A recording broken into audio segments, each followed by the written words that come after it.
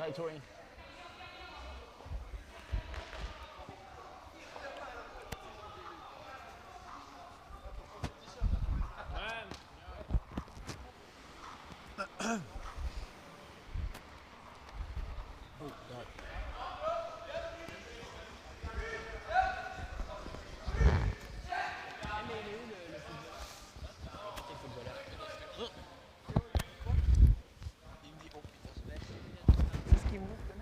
Attends.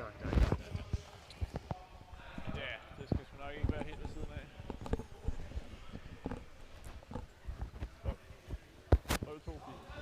So good evening, curling fans. Welcome back to this 2020 edition of the Baden Masters. So thank you for your patience. We're a little bit behind schedule. It's a very tight schedule, and there have been a lot of tight games. So there have been a few extra ends which have made us just 15 or 20 minutes late. So thank you for your patience.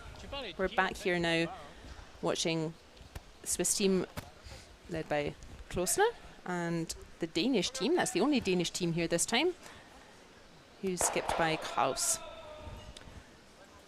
So they're just about ready to start here in the first end.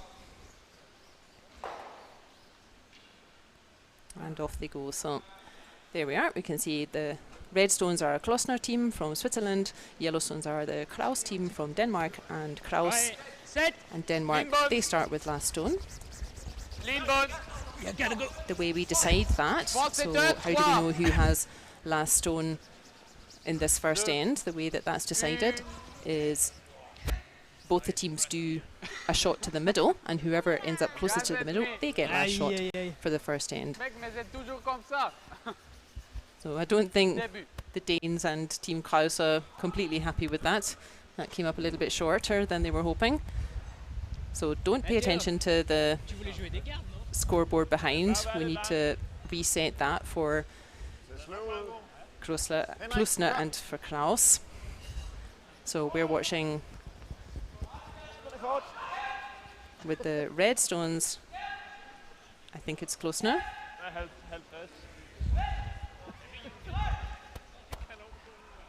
And the yellow stones, I think, is Krause.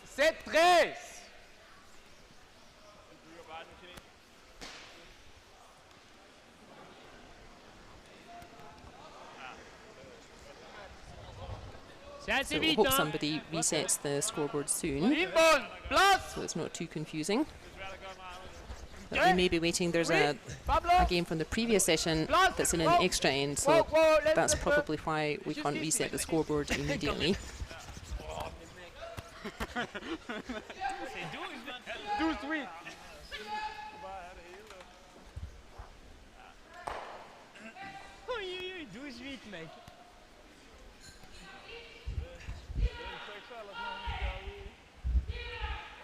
Spil 10!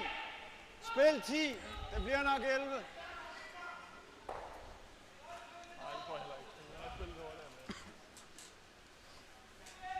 This is the 5th draw out of 6 draws today.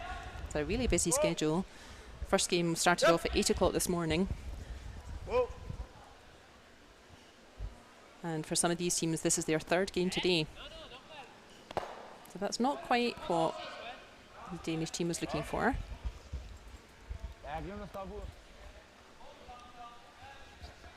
And that doesn't help them too much.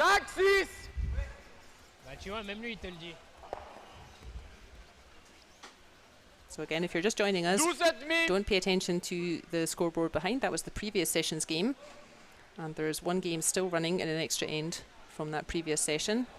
So as soon as that's done, we'll be able to reset the scoreboard. But we're watching the Swiss team Klossner against the Danish team Krause.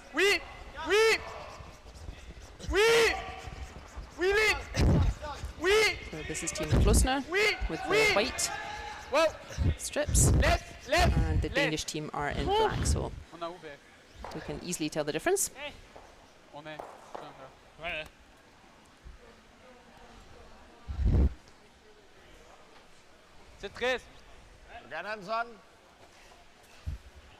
So already in this first end, the Danish outfit in a little bit of trouble. You can see there's 2 Swiss stones in the rings there. We can see some of them. So they say, yeah, we'll have a go at taking those out. Yeah. I think before this draw they were working the on the smash, ice, so it's again maybe before the smash. a little bit stickier than the previous sessions. That's maybe catching the teams out a little. Oh dear. That's a fresh air take out, that one. That's not at all what he was looking for.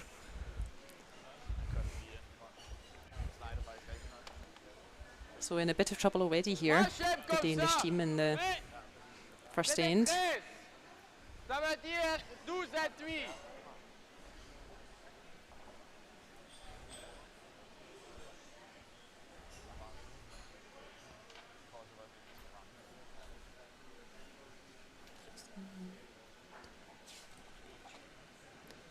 So Klossner team, this is their third game today, but they are having a pretty good day at the office. They started out against Niklas Edin's team. So yeah, many times world championship team, one of the strongest, if not the strongest team in the world, and they caught them on the bounce and they won. So Klossner team having a very strong start to their competition. That will give them good confidence. That is très bien. What a nice shot. Look at that, covering the hole.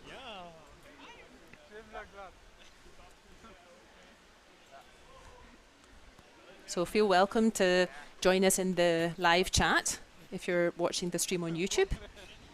I can see Alan already there. I'm sure he's cheering for Denmark team today. A shout out to Alan in Denmark.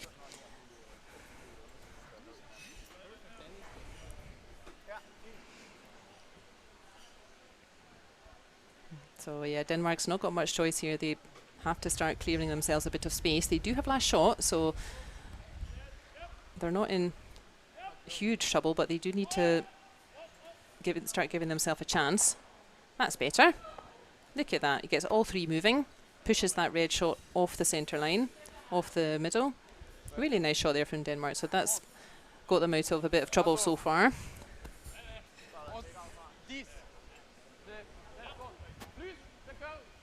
Here we get a different angle. We can see how nicely he really gets all those shots moving. Really nice, and pokes that red out into the open as well. So that's a really nice result. Great shot.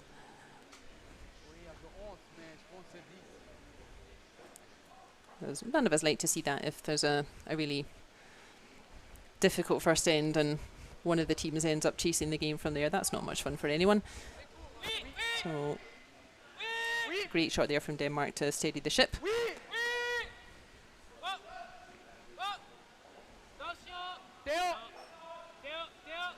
So it's like a good reply from Switzerland though. Nice little hit and roll, yeah. That's another très bien. But both of those are open. So the Danish team can see both of them. Yeah, the danger shot's that one that he's standing behind just now. The other one's behind T, so they're not going to be too worried about that just now. First priority is to do something with that shot right next to his brush, so I guess they're probably going for a nice clean hit and roll. There may be a double take out there, but they don't need to get a double take out at the moment.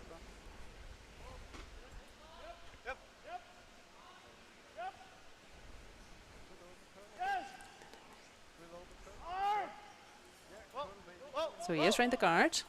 And is he making that double? Yes, he is. Lovely.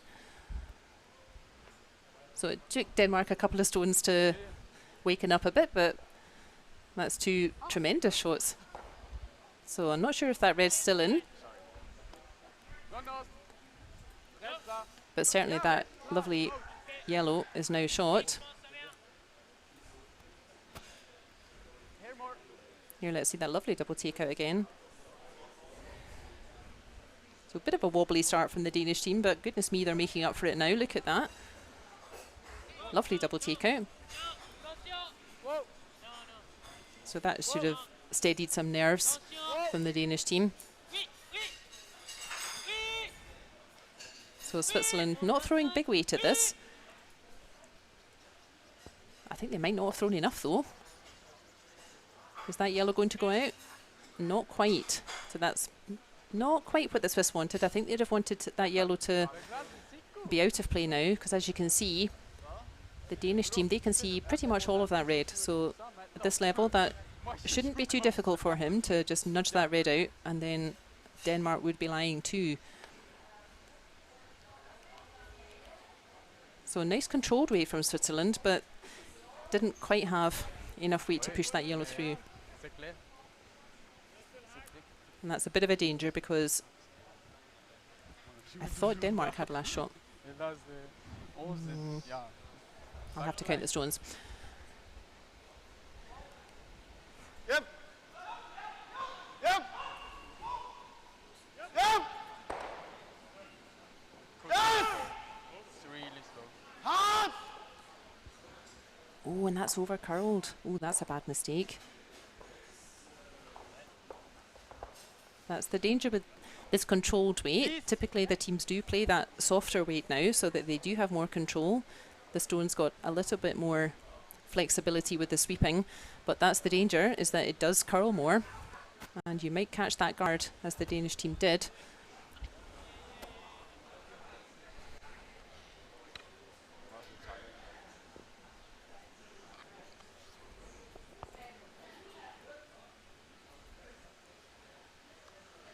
So now Switzerland, they've got plenty of space to sneak up to that back yellow. Oui. Oui. Whoa.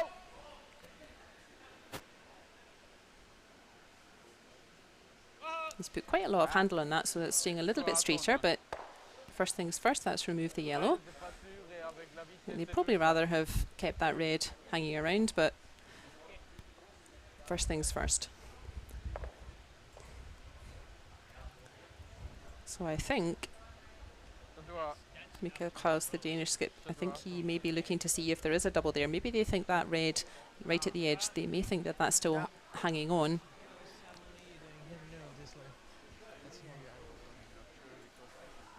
So they may be looking at the double takeout. So first the stone next to his brush, and then springing across to the red stone there on the right as we look at it.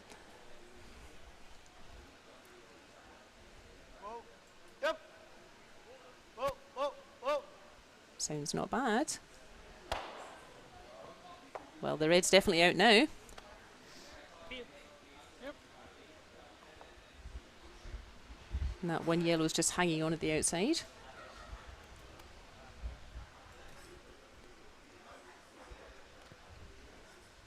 Get another view of that. We've seen some really nice angled double takeouts today. Nothing safe at this level.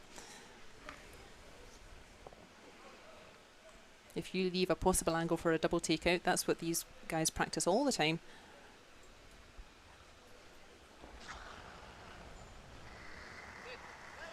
Oui. Oui. Oui. Oui. So I think this red is, yep, that's also going to roll out. So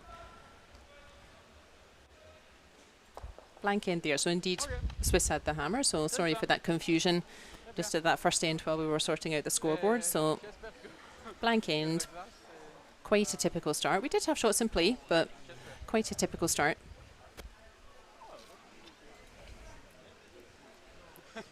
So while they're having team chatter,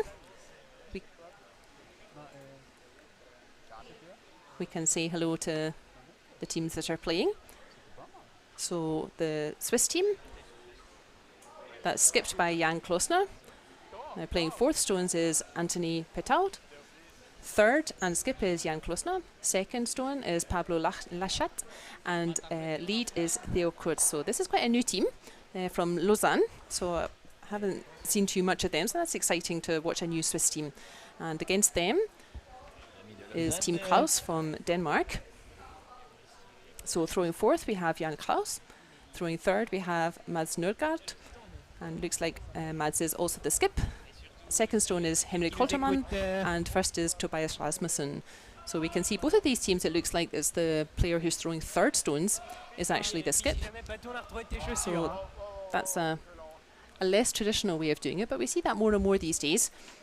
So typically, historically, you would have the skip would also throw fourth stones, And that doesn't suit everyone. There's a particular type of person who throws fourth stones. You have to be really nerveless. It's not necessarily your strongest player, so to say, but it's the person who can really hold their nerve, because there's no one coming after you. If you throw fourth stones, that's it. There's no second chance. There's no stones coming after yours, so you really have to nail it.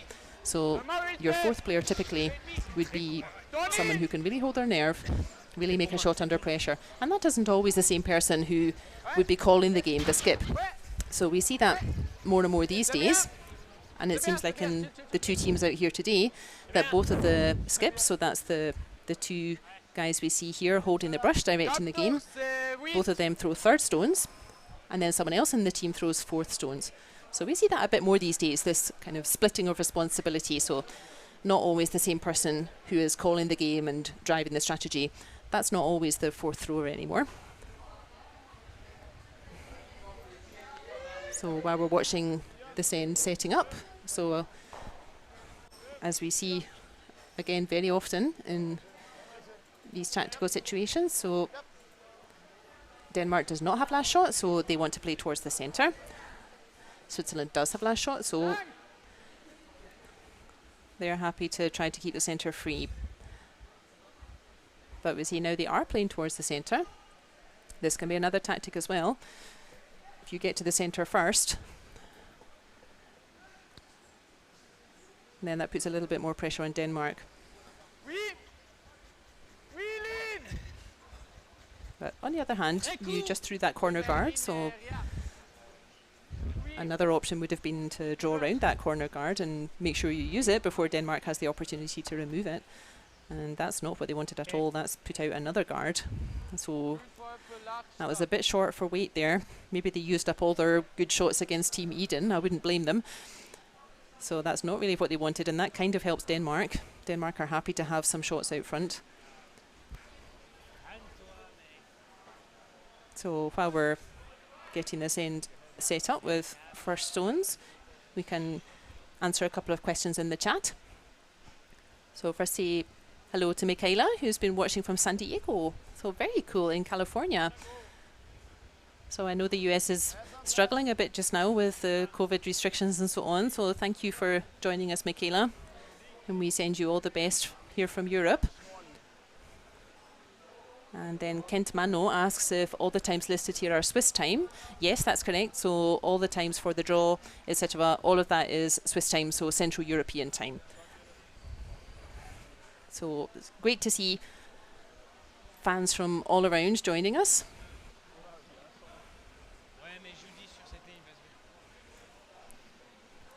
You're from New Jersey. Oh.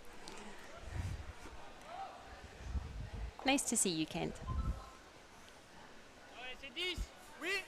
I guess a lot of people in the US may still be kind of trapped in their house, so what better way to spend your time if you're home anyway than watching some curling?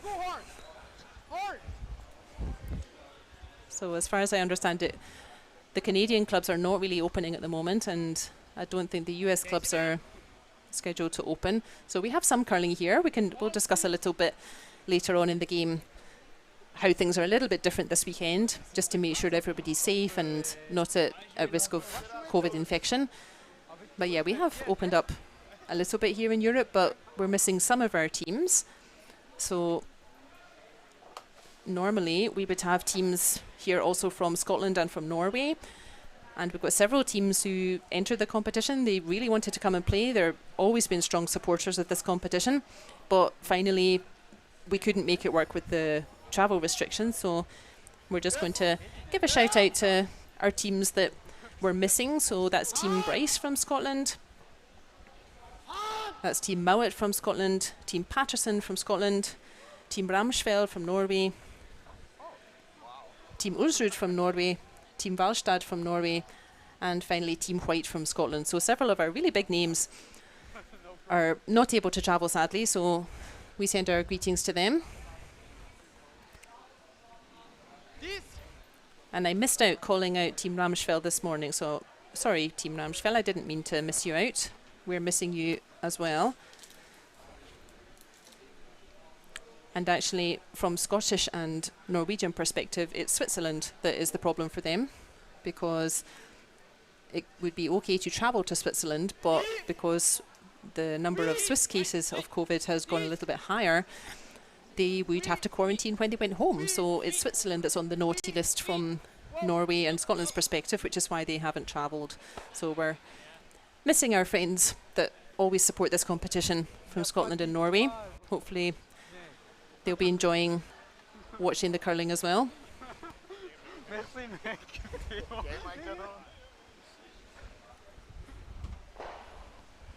Non, ça va. Kent just confirming for us that, yeah, US clubs are still closed. I think Canadian clubs are also still closed. They're not sure when they'll be opening.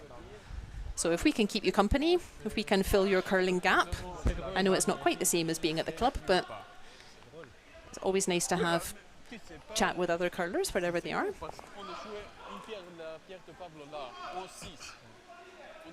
So looking back at our featured game here, remember Swiss have last stone, so Swiss are playing red, and Denmark will be looking to remove hopefully both of these Swiss counters. I think they made a nice double last end, so didn't quite get the roll that time.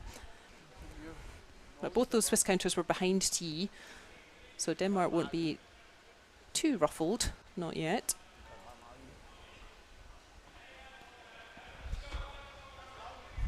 A bit roll out. Avec 10. No, ça va. So this time it was Switzerland's turn in this end to take a few shots to just get their weight right. They put out a bunch of guards out front. That wasn't the Danish player, don't worry, that is still the Swiss player. It's a bit confusing because they're wearing light uniforms and throwing dark stones, and the Danes are wearing dark uniforms and throwing light stones. So it's kind of backwards to how it would be at the international level. So now Denmark has a chance to make that hit and roll again. I think, yeah, the double's a little bit more difficult this time. The stones are a bit further separated, but they've got nice cover there. They have a nice centre guard, and those guards a little further out towards the 8 foot. So Denmark has a nice chance to make a hit and roll here and put some pressure on Switzerland. Il en rate aussi beaucoup. Oui, mais qu'à cause de la glace.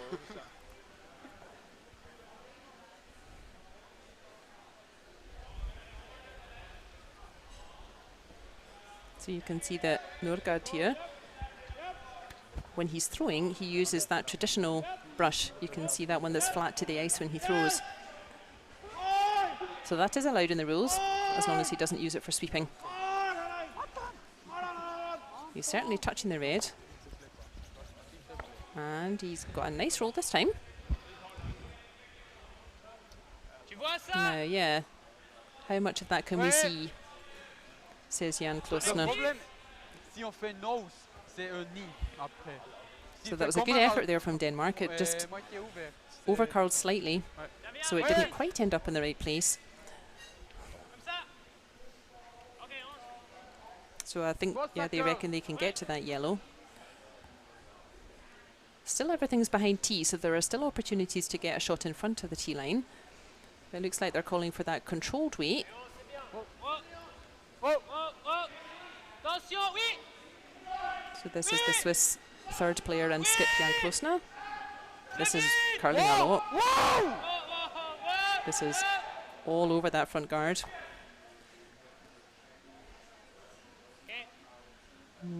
That's not really what they wanted. Although they have moved that stone off the centre, so that certainly helps. So now Denmark without last shot, they have a couple of options. So they could just put up a guard, try to force Switzerland to come around that. But that yellow shot's behind tee, so I'm not sure I like the guard as a call. But they definitely want to start cancelling out some of these Swiss counters so that the Swiss team with red stones can't start building an end. So yeah, we can see at that angle there's those two red shots. The yellow shot's closest, so that's what's counting just now. But Denmark will be very aware that it's Switzerland, the red stones, who have last shot in this end. So Denmark definitely wants to get another yellow shot in here. So this is now fourth player Krause for Denmark. He'll be wanting a nice T-line weight.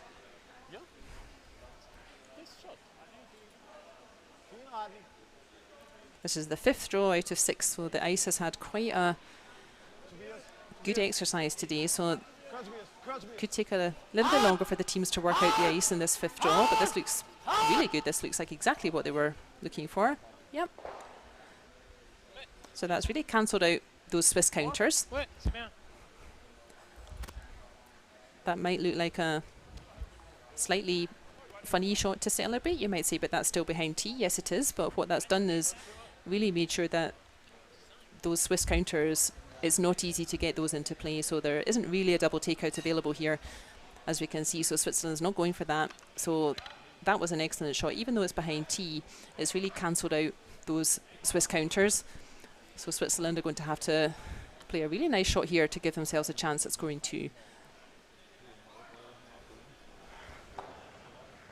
So while Anthony Petou is fourth thrower for Switzerland while he's throwing, I can just tell you which other games are out there. So on the sheet next to us on the right, we have an all-Swiss affair. So Jan Hess, his team that we watched this afternoon, against Iseli, another Swiss team.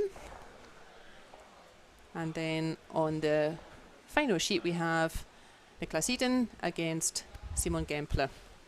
So Gempeler's team is another experienced Swiss team. So some good matchups out there.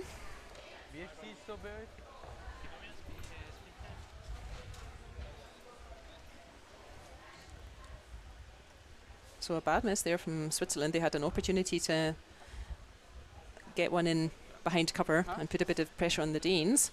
So Denmark will say thank you very much. And now they will want a stone just ahead of T-line to put a lot of pressure on Switzerland to make a final draw.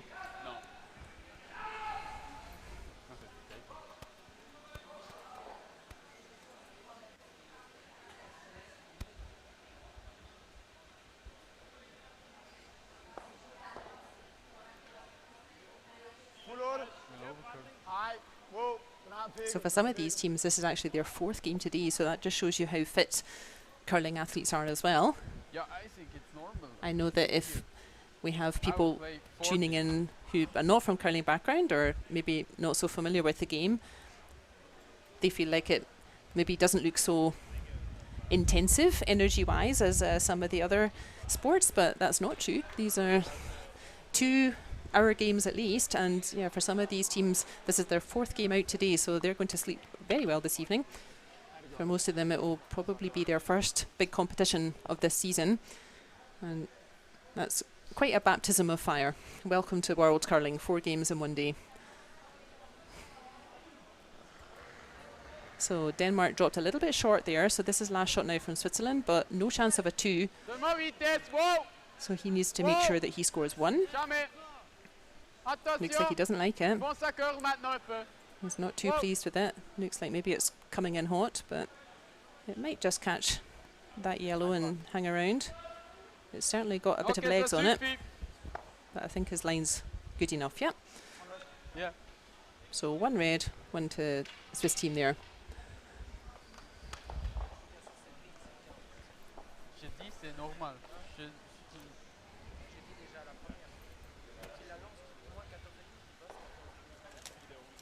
So at least this competition, each game has 8 ends of play. At world level or European or Asian level, games are 10 ends, so at least you have 4 games where we have 8 ends of play rather than 4 games with 10 ends of play. I'm not sure if anyone's ever done that. But yeah, there'll be some tired legs and arms and brains out there. There's a lot of concentration for 2 hours for the skips of the team, particularly.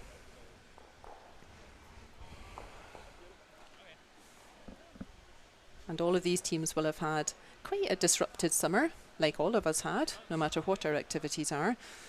So their normal preparations will be a bit upset. There we are, there's confirmation of the score. So the Swiss picking up 1, and the hammer now returns to Krause. and the Danish team. Wheeling! C'est méga serré. So not only is this probably the first high-level competition for a lot of these teams this year, it could be some of their first games on ice, just because a lot of the sports clubs all over the world have been closed just for safety reasons. So none of the teams will have had their ideal preparation coming into this. Although, as we said, we're missing our curling teams from Norway and Scotland, so I'm sure all of these teams are happy to be on ice again.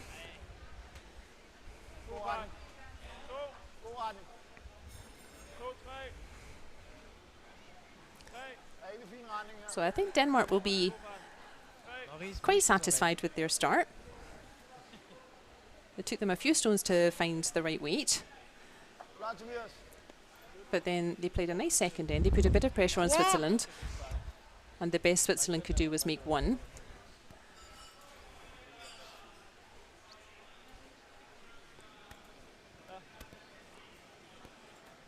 So if we sound a bit disappointed with just scoring 1 point, then I think it's always worth just understanding why that is. So at this level, we anticipate that most of the shots are going to be good. Probably most of these players will make most of their shots. So if you have last stone, then at this level, it should be relatively straightforward to pick up 1 point. So you would keep the house clear, play your shots, and you can pretty much expect to pick up 1 point if you have the last shot. Therefore, to pick up more than 1 point, that's quite a big deal. So the default situation, if you like, would be picking up 1 point when you have last shot.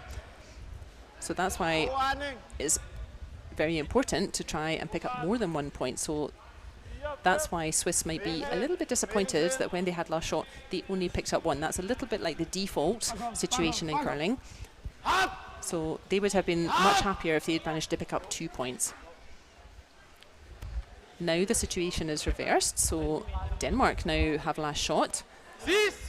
So it will be Denmark who will be pretty much expecting that they can pick up 1 point with last shot, so they will be working hard to try and get a mistake out of Switzerland to pick up 2 points instead, or even more.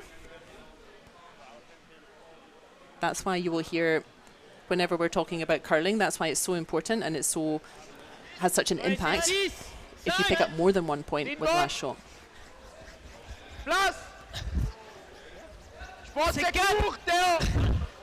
So let's take a look at what's happened in the other games.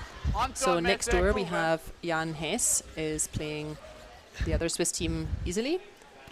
And Jan Hess has had a strong start there, picking up a 3 in the first end and following that up with a 1. So it's 4-0 in the Hess versus Iseli game. The Iseli team, also quite a young team, having a bit of a tough day at the office. They've had to come up against some very good teams. They were playing Schwaller earlier on this afternoon, so it's all good experience, but it's tough out there. There are no easy games. Every shot counts. And then in our final game, Team Edin from Sweden, they're playing Team Gempeler from Switzerland, sorry. And that, as we would expect, is a very tight affair. They've just played one end. That was the game that started a bit later. So that's 1-0 to Team Edin from Sweden.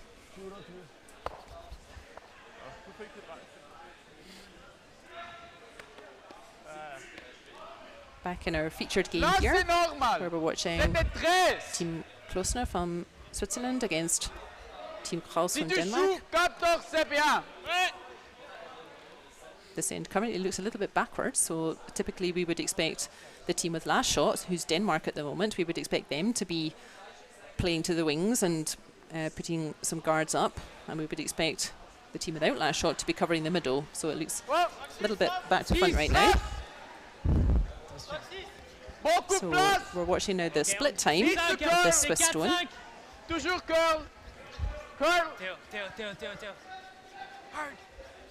13.73. So what that means, that is the time that the stone takes to travel between the two hog lines. So the hog line is that thick horizontal line that we can see on the screen.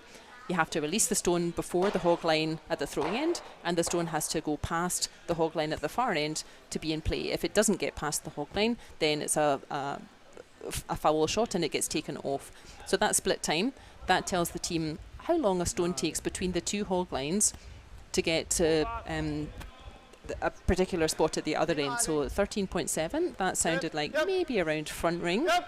It looked like that sort of weight. So you'll see the teams with their stopwatches often timing that split time from hog line to hog line. This looks like a nice effort. It's a little bit too heavy, but it's certainly buried.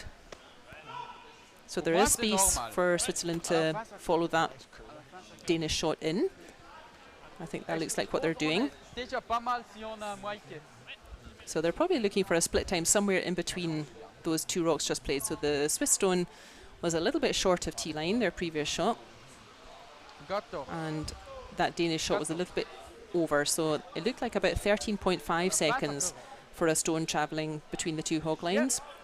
13.5 seconds. That was roughly T-line this afternoon, and it looks like that is about T-line again this evening. So let's have a look. So there, when the stone crosses that near hog line, the player has to release it by then. And that's when you start timing.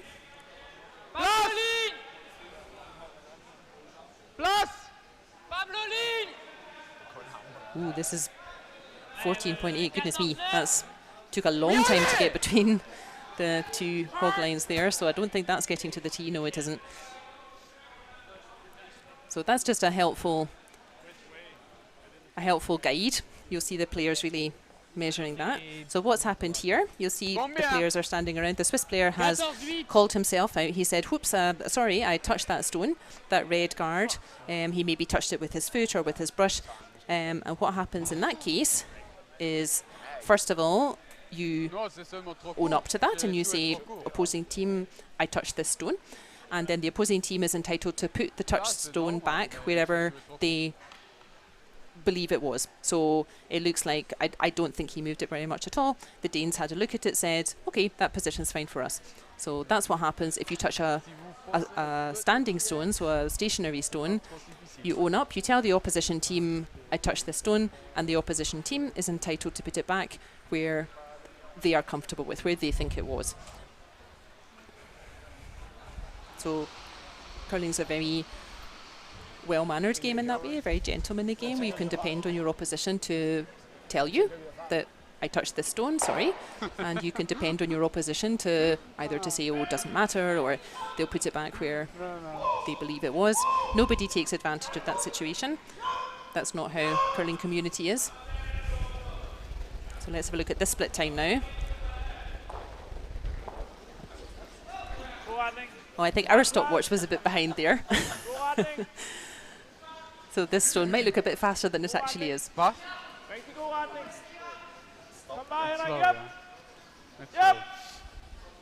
think either way, it's a bit of a slow one again. So it could be they were just trying to block that hole. I think they were trying to get another one in behind, but that's not a terrible result. Denmark is still lying short, but they're making their life a wee bit difficult to get a second stone in there. There's a lot of granite out front there. Si tu sens plus ça, joue ça. Je sais pas, mais là, on a encore une fois là. Si tu sens plus ça, on joue ça. Mais j'aime c'est là. So it's pretty tough out there. Some of these teams are on their fourth game. The ice is on its fifth game. Out of 6 rounds today. So I think all of our players and the ice are probably starting to get a wee bit tired.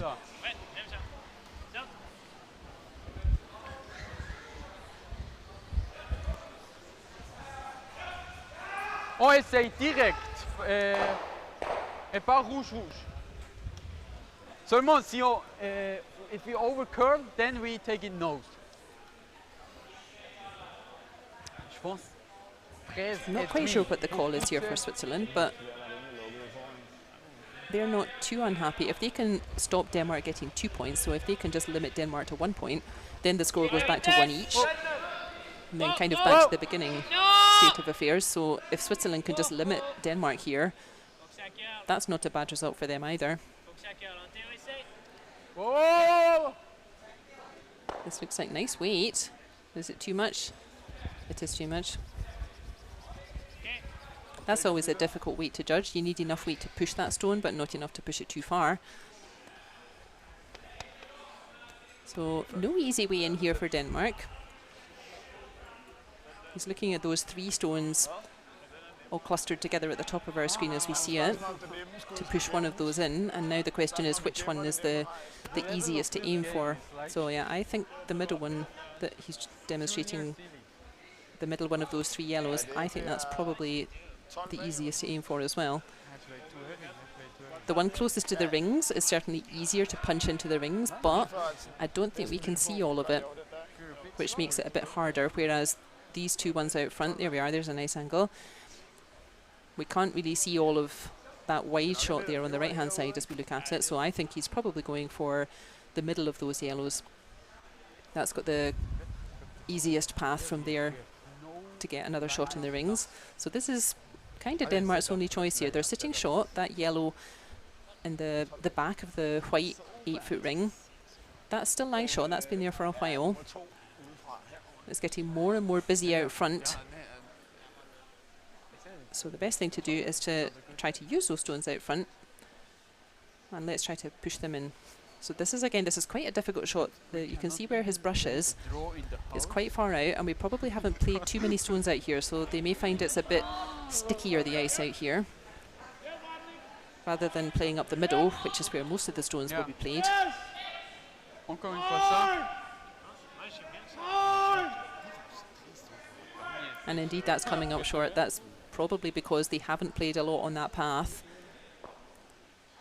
So the ice is just not quite as fast on the outside there. So that doesn't do any damage. It makes their life a wee bit harder though to get a final shot in. So this is Switzerland's last stone now coming up. So they're going to be thinking rather the same sort of thing. They've only got that one shot out front there to push in. Or they could push in maybe the corner guard as well. We can see how busy it is out front there. A lot of difficult angles. So I think they are trying to promote that red stone just near the centre line, either directly to beat that yellow stone, so this red stone punching it fully into the white, or maybe red onto red, as you can see as we look at it now.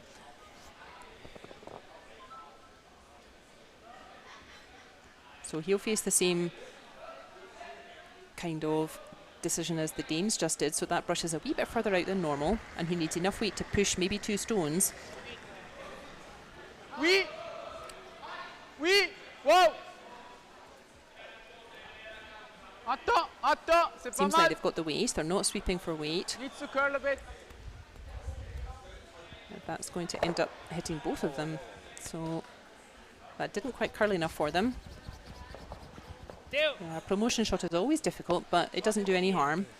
So it punches that yellow far enough that it's not going to count for Denmark at the moment. So how does Denmark get 2 points out of this? They've definitely got 1 point. We can see that yellow stone there in the white circle, the 8-foot circle.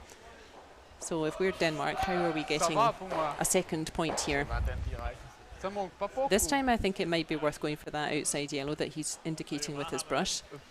You can't see all of it, but the angle is quite nice. If you hit all that you can see, that's going straight towards the middle.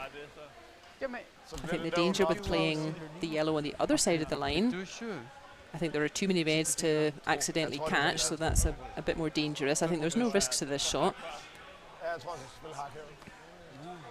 And he's just played this line. You saw that it's already too much after 2 games. It's not enough feet. Well, this isn't last shot. Everybody's got a shot to come. Sorry, so there are 2 Danish stones to come. This is shot number 7 for Denmark. So they're going to get another crack at it. Such things. You know. Over 2. No. So there, if you hit all that you can see of that outside yellow, that will be on a really nice angle to be going towards the centre of the rings. So they saw the previous shot was a little bit short, so they'll be mindful of that. Make sure they've got enough weight in this one. It's still outside the centre, so it's still potentially a bit stickier out here. We're giving it a good sweep. This looks pretty good. Has it got enough legs on it? It has. Great shot. That's exactly what they wanted to do. Really nice shot there from Denmark. So that's now punched that yellow in to sit second stone. And it's behind all that cover out front. So I think not too much the Swiss can do about that stone just played from Denmark. So great shot there. I think all Swiss can do is, as they're indicating, is try to push one of their own stones at the front a little bit closer than that. You can see they're just ignoring that stone that Denmark just played. There's nothing much they can do about it.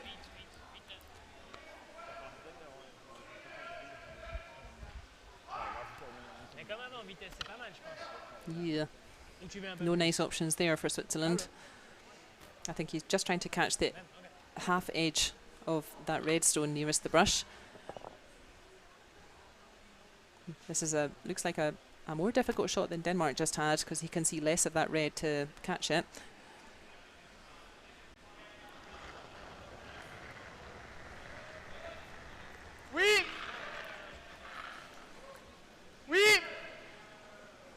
So this is a tricky one. I think he's jumped up already. I think he feels like it's over curling. Maybe they can get a nice rub from the front one. No, it's not got the legs for that. Okay, so now Denmark has a chance to do something very similar. Yeah, let's stick to that counterclockwise line. I think there's even space he could come directly now. There's not much risk to the shot. He just wants to stay away from those reds. And either he could come directly through that port, or maybe just catch an edge of the outside yellow and redirect the stone in. Or he could try and punch that stone in just like he did with his previous shot. So there's definitely a good opportunity here for Denmark to pick up a 3. They're picking up at least 2. And there's no particular danger playing out here. They're not going to catch any red shots out there. So good luck, Michael Krause. This is a tricky shot though.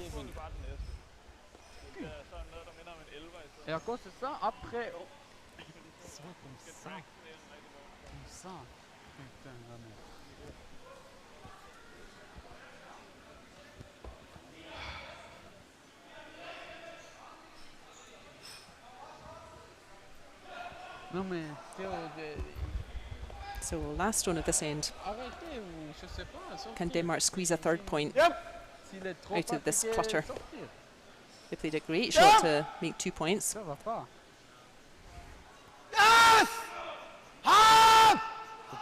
Giving it a good effort. I think he's pretty good.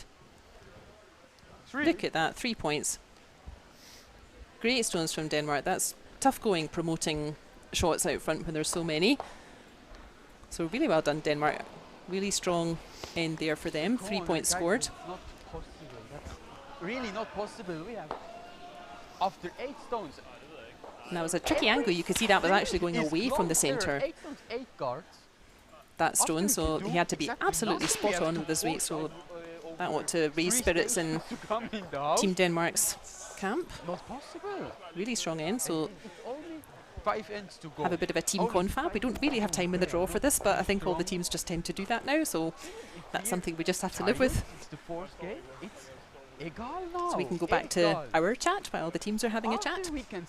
Here's confirmation of the score. A big 3 there for Team Krause from Denmark. So Hammer goes back to the Swiss, so they'll be now on the aggressive, trying to get those points back. And Denmark will be doing the opposite, so they will be quite happy to not have lots of stones and guards in play. So let's see how they start off this end. So we have a couple more people in the chat. So Curling Zone tells us that there's a handful of clubs already open in Canada and a few clubs in the US are open. So I guess it really just depends which area you're in. So whether your club's able to open or whether there are still restrictions, it just varies from area to area. And shout out to Joey Taylor. That's so lovely. Thank you for making me smile. So Joey Taylor's team is a Canadian team that we played in a social tournament in Iceland last year. They are the Icelandic champions at the moment, Team Taylor. So lovely to hear from you guys. So big greetings to you in Canada. So they knocked us out of the tournament, but we're still friends. So lovely to hear from you. Yeah, hopefully we'll see you back in Iceland next year. That also had to be cancelled. Go, go, go, go. Hard, hard. Yeah. Yeah. Wait. Encore. Oui, go. So that's exactly how we would expect this end to start. Denmark's quite happy to keep stones in the house. They're +2. So they're happy to play stones in the middle in the house. Whereas the Swiss, they want to try to make up those 2 points now. So they're quite happy to put some guards out front that then they can start hiding stones behind. And they're more happy to keep the middle free so that they have an easier shot with their last stone.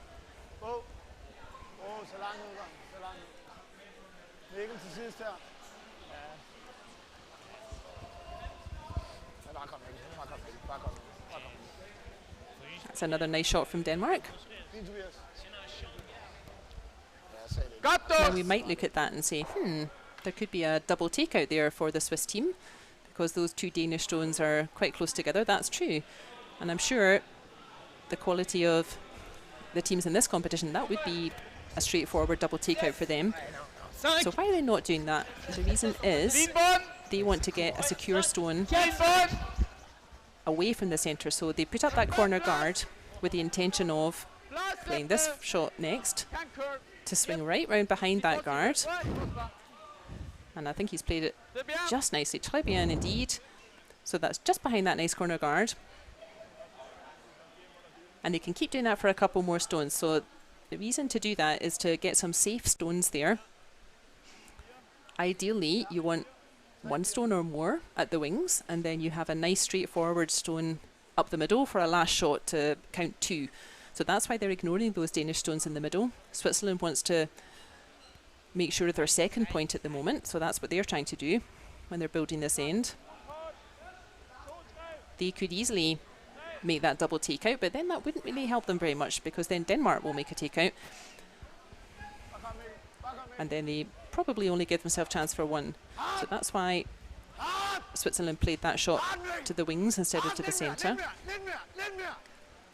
But that takes good courage because now you're in the situation we see here where you've got 3 stones on the centre line and you have to have good courage that your team are strong enough that they can still clear out the centre. So that red stone in the wings looks pretty nice.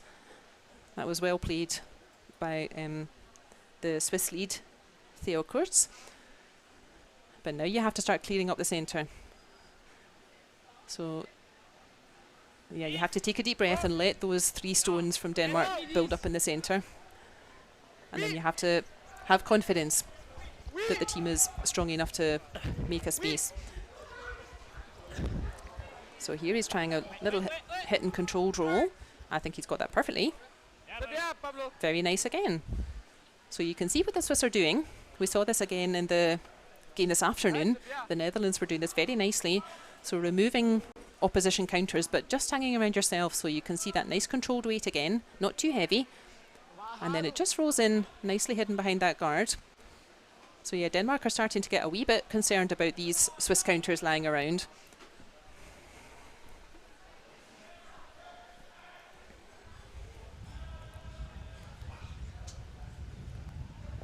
So this is a big weight now coming. I think he wants at least to take out that front stone. I think he's got it. Has he got the double? Good effort. That one's still hanging. Oh, and it just spun itself back in again. But that's cut down one of the Swiss counters.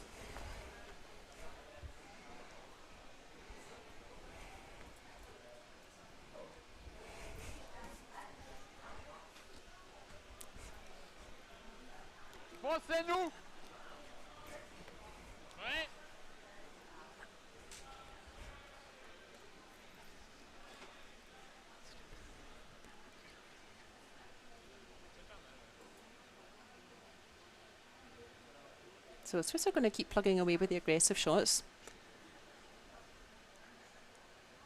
They want to have guards out front, gives them something to hide behind. So it looks like Ok, c'est 6. they are now trying to use that centre guard. 5, 4. Ligne bonne, c'est court. Ligne bonne, c'est très court. Oui.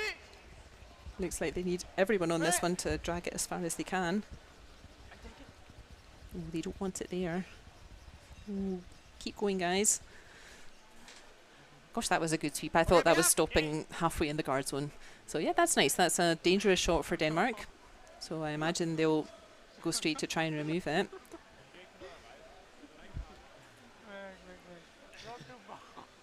Well, they at least want to remove one of them. So for me, the danger shot is really that front red, because Switzerland can play on that red in the front ring that they just threw.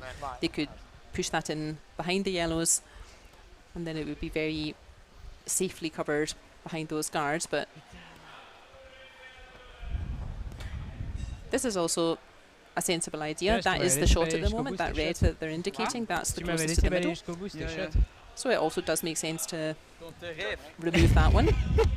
And if he can hit and roll or hit and stick this, then Denmark would be line 2.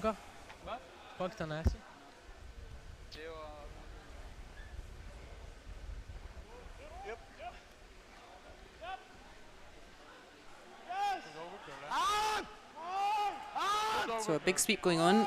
I think, yeah, this sounds and looks like it's over curling. Oh gosh, he hasn't got it. That's could be a costly miss from Denmark. I think they might live to regret that one. After all that big work to grind out a 3 in the previous end.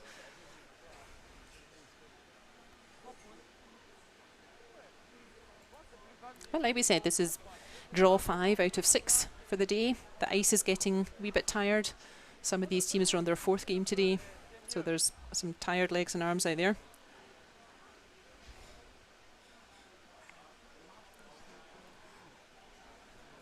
So I think Swiss are indeed going to play onto that red in the front ring that they just threw. So here's 3rd player and Swiss skip Jan Klossner.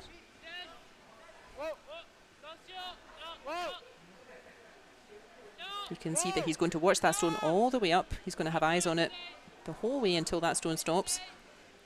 Needs to curl a wee bit. Weight looks really nice, but I'm not sure if it's going to catch enough. That's a good effort. Yeah, I think he's just about done enough with that. I think from our angle it looks like that's now 3 counters. So at the moment Denmark are giving 3 straight back after working so hard to generate 3 in the second end. Sorry, the 3rd end. We're now in the 4th end.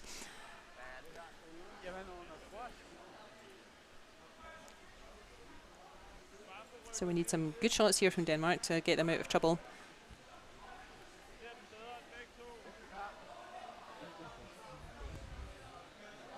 Yeah, they're in a bit of a pickle here.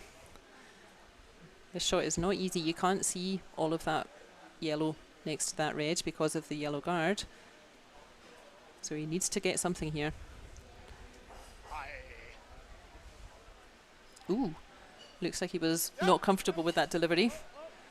He sent a spinner. Yeah, looks like he's looking behind him. It looks like maybe there was something under it. Oh, he made the best of that. Good effort from Mads Nørgaard there. I think that, yeah, that looked like he maybe went over a little piece of dirt on the stone. I could feel it underneath, so trying to give it a shake. So well done. He got a good result out of a difficult start there.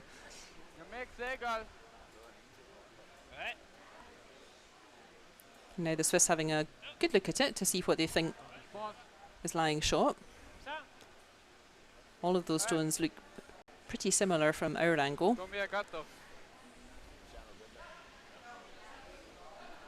If we get to the end of this end and the teams can't decide which stone is nearer, then they would call an umpire, and the umpire will come with a measure. And the umpire will measure both the stones and let them know which one is actually closer. Curl! Curl! Curl! Go hard! So now the stone started to curl, so Go! they're sweeping hard to try to keep it going, try to keep it curling, and that just spun itself in a little bit as well. So pretty nice result for Switzerland there. That's pretty much exactly where they want it. Denmark can see a little bit of that red, but yeah, it's not really worth trying to chip that red out completely, because then they would themselves roll out, or at least roll to the open. So I think it looks like they're proposing to just play the same shot that Switzerland just played.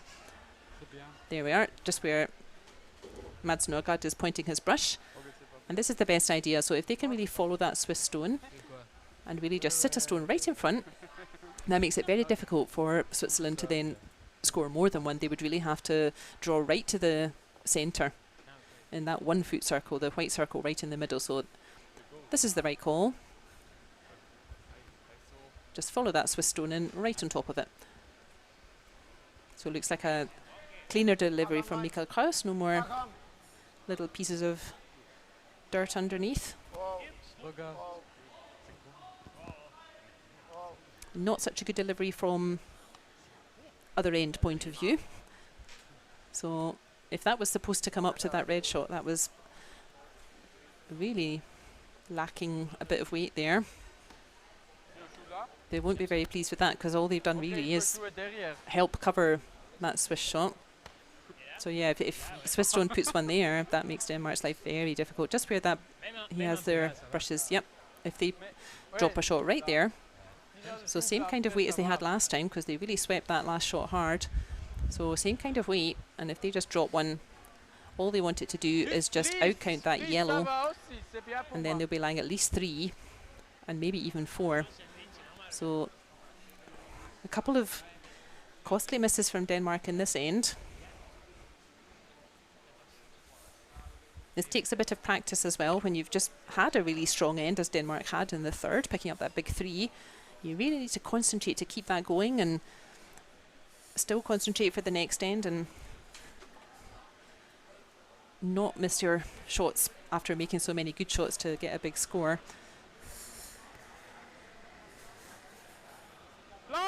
So Anthony Petou, the 4th thrower for Switzerland.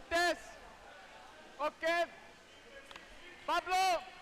Can see again, he doesn't take his eyes off it. They're watching that line the whole way. And the sweepers are judging the weight or the length. So that's a bit shorter than they wanted, but not terrible. It looks like they don't like it very much, but there is still space for Denmark to get one round there.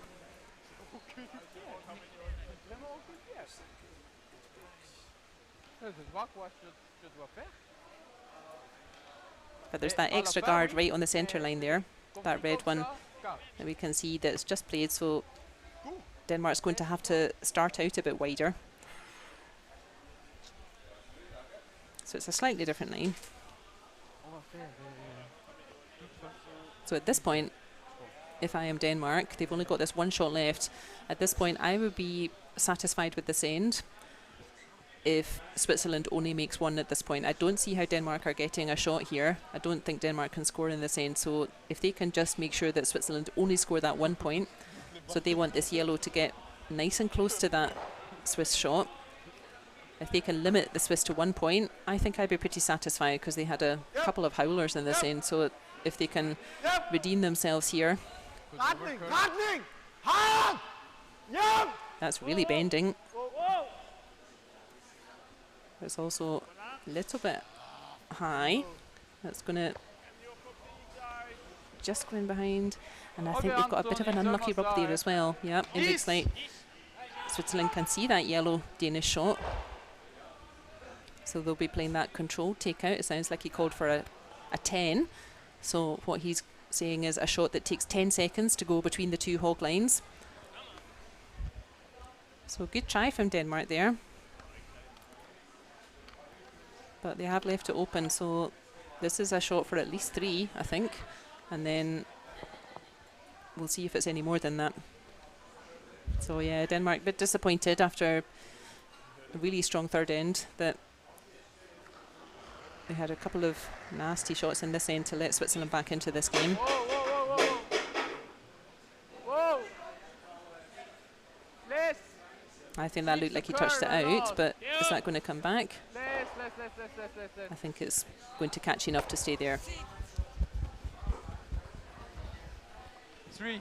Oh, okay, that curled out. So somebody said 3, but I think it's definitely worth having a bit of a look.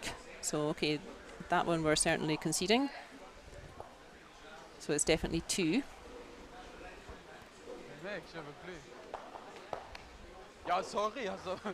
So it looks like they've agreed 3. They didn't ask the umpire to come measure, so looks like Denmark's satisfied with that.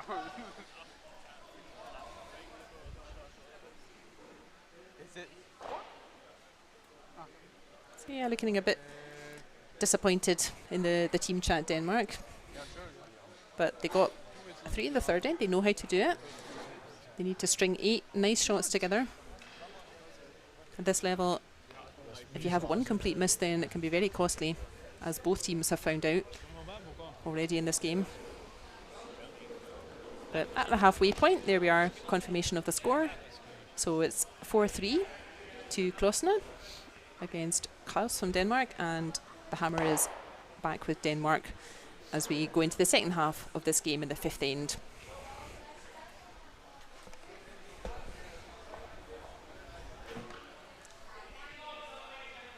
While they're taking their first shots, there we are, that's confirmation of the 3 in the previous end.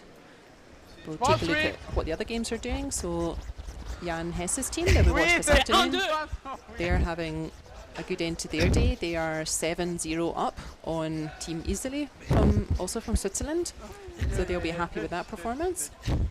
And in our final game, which started a bit later, that's Team Edin from Sweden against Team Gempeler from Switzerland. Very tight affair, as we would expect, and that's 1 each after 2 ends. So they're in their third end. They started a little bit later.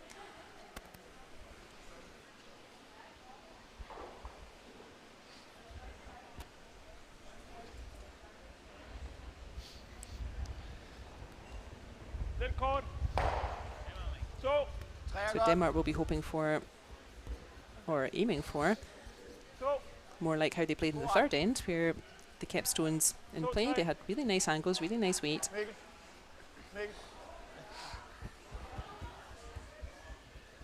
They've got last shot again, so that's why they're playing away from the centre.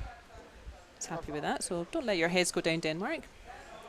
It's disappointing to lose a 3, but still plenty of ends left. They're only down by 1, so I hope that doesn't affect them too much.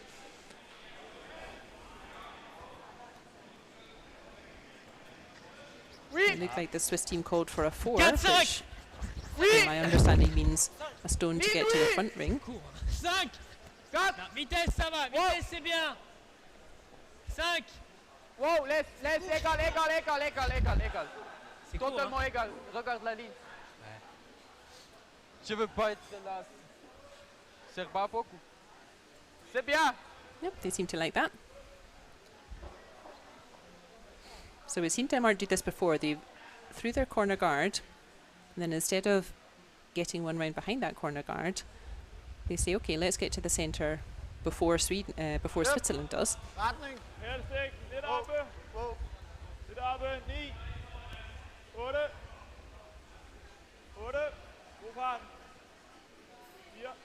They maybe feel that they don't want to get into a mess here, so Switzerland have got nice weight.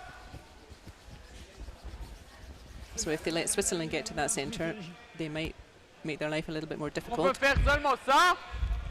So that was certainly roughly what they asked for. A little bit shorter, but on the right lines. Switzerland's talking about, playing that red onto the yellow. Not so easy. We can't even see all of the red, but they seem to have good confidence at the moment, the Swiss team.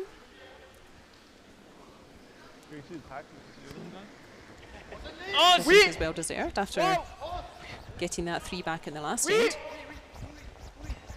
So they're probably feeling pretty chipper. This looks like a good effort here. Yes, no sweepings, normally good. Yep, exactly what they Très said. bien, Pablo. Je suis fier de toi.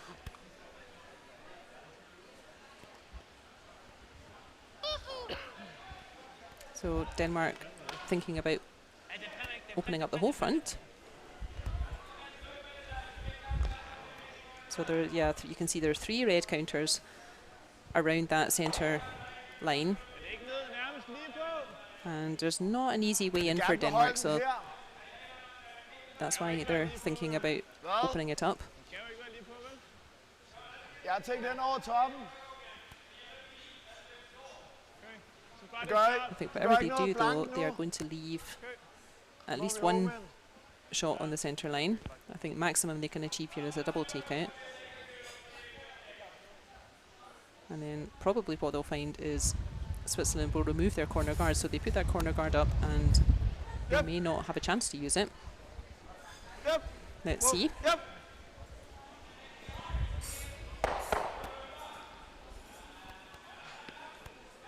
So that's not a great result. Just removing that one Swiss counter from play. So this is an aggressive call. So there are 2 options here. The Swiss can play what they're playing.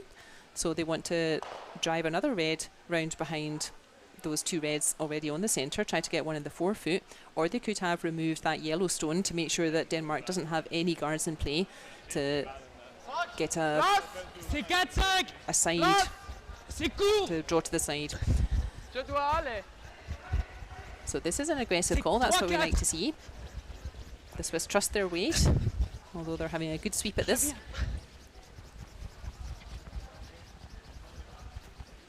That's not really what they wanted. Okay. Yeah, that's just dropping short. That doesn't help them too much, although it does block the clockwise handle from easily getting to the centre. Tu es aussi fâché? Moi? Moi, je suis pas fâché. Non. Ah, pourquoi? So they're going to play a similar kind of idea here. Denmark, they made it very nicely last time. So I would guess same kind of weight, controlled take out, enough to push that red out of play and maybe even get a nice roll behind cover. This looks pretty nice. Are they going to get a roll? They do. Maybe not quite enough to get behind cover.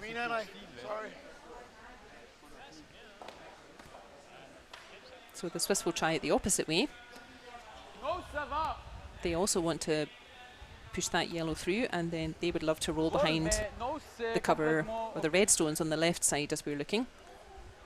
It's a wee bit harder because that Danish stone's just that little bit further out of the rings.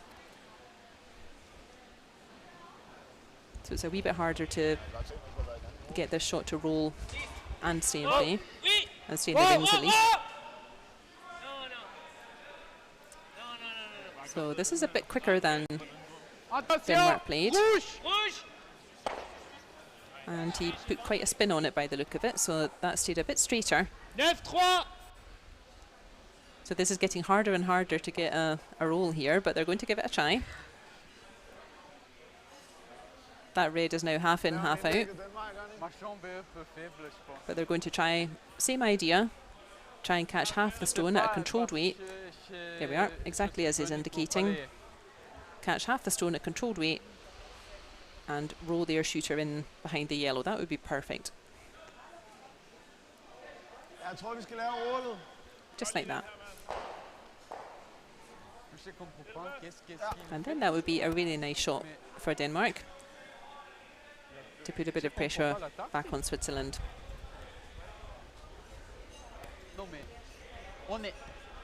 C'est 4-3 pour nous et nous jouons de 20%.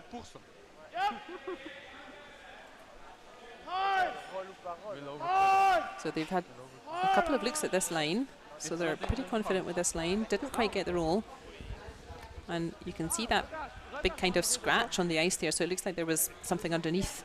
Yeah, they're pointing to it. Remember, they had a bit of trouble with the delivery of the stone before. It felt like there was something underneath it, so there's maybe just a couple of little pieces of dirt on the ice, and you can see the effect that it has.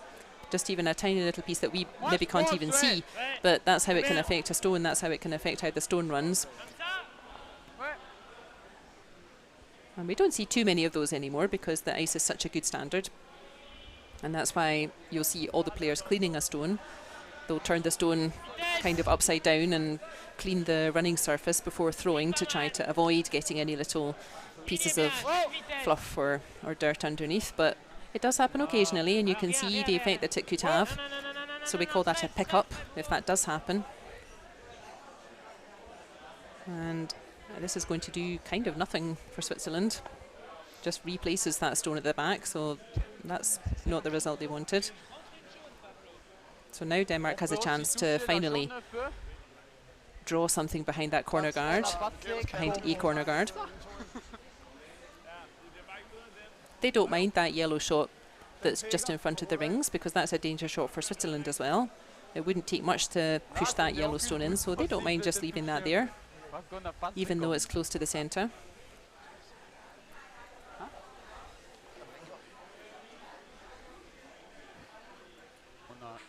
But this is not an easy shot either. It's not such a big gap that he can curl round. He's trying to get one in behind that red shot, that red guard that we can see. And then he'll hope that it's buried behind both of them.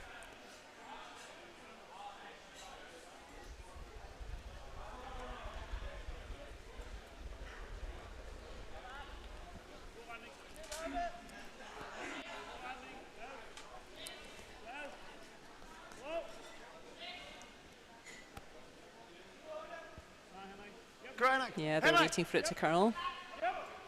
Once it starts to curl, you can help it on its way there. You can see that that's what they're doing. He's got a bit of a nice rub. Yeah, that's a good result. I think Switzerland can probably see a bit of that stone, but not too much. So he was really nice for weight with that stone. And like we said, it was quite a narrow gap. That wasn't easy to get the stone through that gap there. We can see it is hard to get it through that gap and in behind the red, so he had a wee bit of luck. Sometimes you need just a little bit of luck to help you make your shot. And curling's the same as golf. The more you practice, the luckier you get. So yeah, we can see that that ended up nicely. They might have said sorry to Switzerland because they didn't really intend to bury it so far there. And they did get a little bit of luck, so you'll hear that in curling as well. If you get a little bit of luck and you benefit from that, then you quite often acknowledge that to your opposition, just to say, we acknowledge that we had a bit of luck on our side there. So I think they're going for red onto yellow, but that's curled too much, so they're at least going to open it. So now they can at least see that yellow. But Denmark has a good chance here. Denmark has last shot again in this fifth end. They can do that. They can play on that yellow that they just threw to push it in a bit further, or split it in behind those centre guards, try and put some separation on that and the shooter that they're about to play.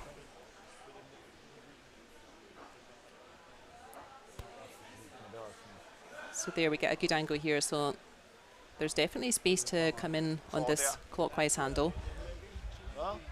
So what they're wanting to do is make sure there's no double takeout available for Switzerland. They want to make sure that they've got at least one stone safely behind all that cover. There's no double takeout for Switzerland. And then they're set up nicely to give themselves a chance at making 2 points and going back into the lead in this game.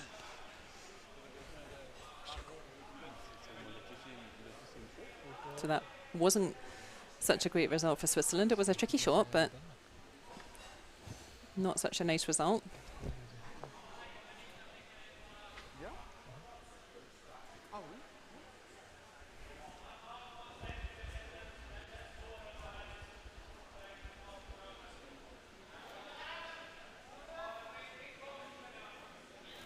So T-line weight again. The T-line's that horizontal line. Yep. Going across the circles. Looks pretty nice. So he just wants to catch just an edge of that sitting yellow and bounce across towards the middle. Roughly like that, yeah. Might have liked to catch just a little bit more. Vraiment pas. Not a bad result. So now, to save this end, Switzerland has to do exactly that. So they have to hit that yellow Parce qu'il dit shoot direct. and then Il veut roll faire in quoi? themselves behind those nice guards on the centre line. Just what Mais they're c'est pointing aussi to there. seulement avec 12. Ouais. On doit seulement pousser loin, plus loin que ça.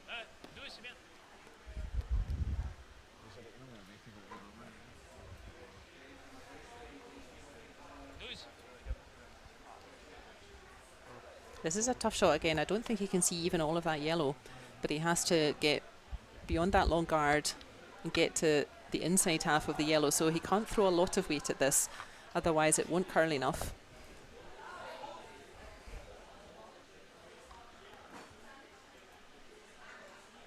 So let's watch the split time for this stone.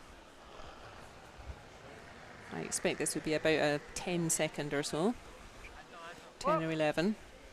Pablo! Whoa, Théo! Whoa! Je sais pas Almost quoi exactly 11, so but it's not curling much. He's put a bit of a spin on that one. Oh dear.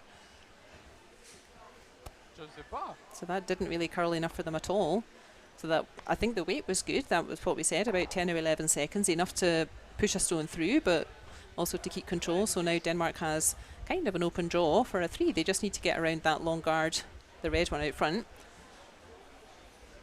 And then they will pick up another 3. So quite an exciting game we're looking at just now. Exchanging 3s.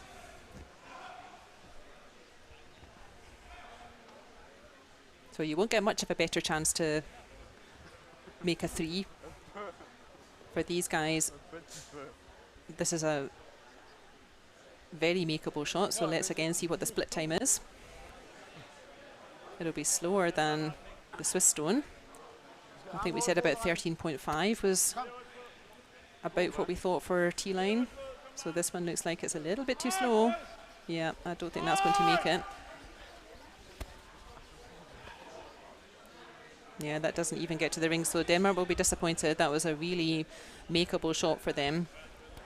That was a pretty easy last stone to pick up 3, but they'll be satisfied with 2. They retake the lead with a score of 2, so there we are. That's confirmed on the scoreboard. So now the team from Denmark goes back into the lead, leading 5 points to 4. So they will start the 6th end once they've had Team Blah Blah. And the Swiss will now have last shot. So they will be hoping that they can set themselves up to pick up another 3.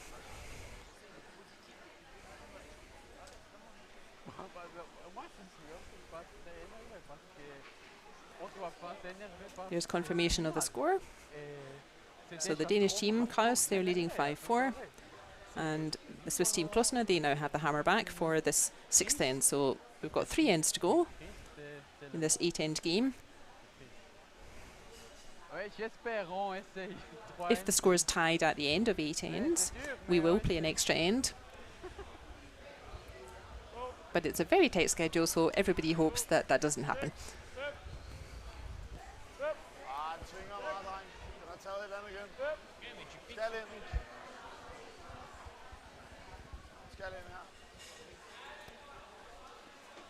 Danish team really sweeping that to get it as close. Yep, they've made it into the house. Good sweep there, guys.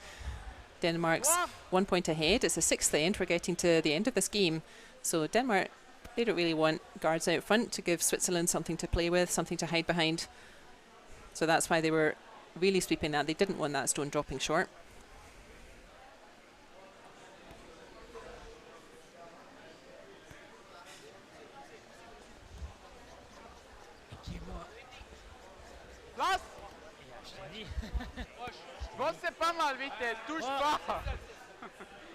So Switzerland will again be going with the aggressive shot, but they're all staying away from that. So that ran on a bit. Switzerland didn't want that in the house, because what we'll see Denmark do right now is just remove that shot from play. So remember, if that red stone had been in front of the rings in what we call the free guard zone, those stones are not allowed to be removed from play until we played 5 stones. So Denmark will be pretty happy with that mistake from Switzerland. An open takeout.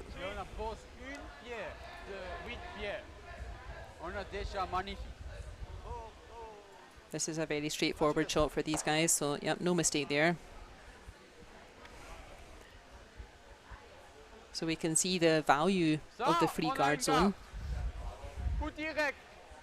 If that red had been half a metre shorter where he's pointing his brush now, then Denmark could not have removed that shot from play.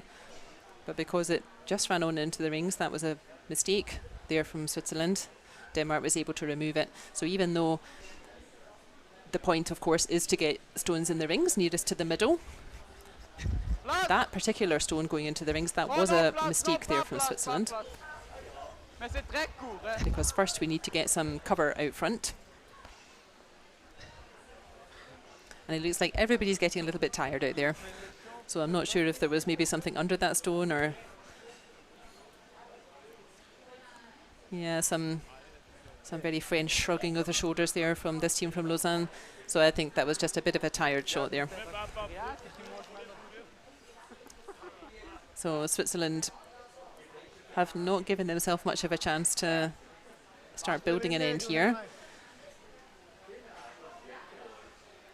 And now Denmark's in a slightly funny position because Denmark doesn't really want stones in play. They're quite happy if the house is completely empty. So this is actually a harder decision than it might look because Danish stones in play can help Switzerland as well. So where to put this stone? They've already got 2 stones lying in the circles in the house, Denmark. So it's actually a harder decision than it might seem, is where to put this 3rd stone, because all of those stones are stones that Switzerland could use as well. So they could sit in front of a stone, so it's very well protected, which is roughly what he's signalling now. He's signalling to remove that played yellow and then just roll a stone's width to sit in front of the other yellow, and then it will be nice and protected.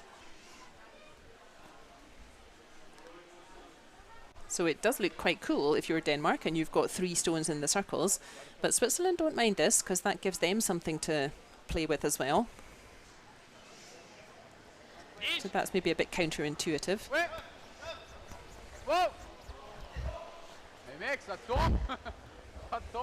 So he's certainly got the first one removed. I'm not sure if he's going to take both of them. He is.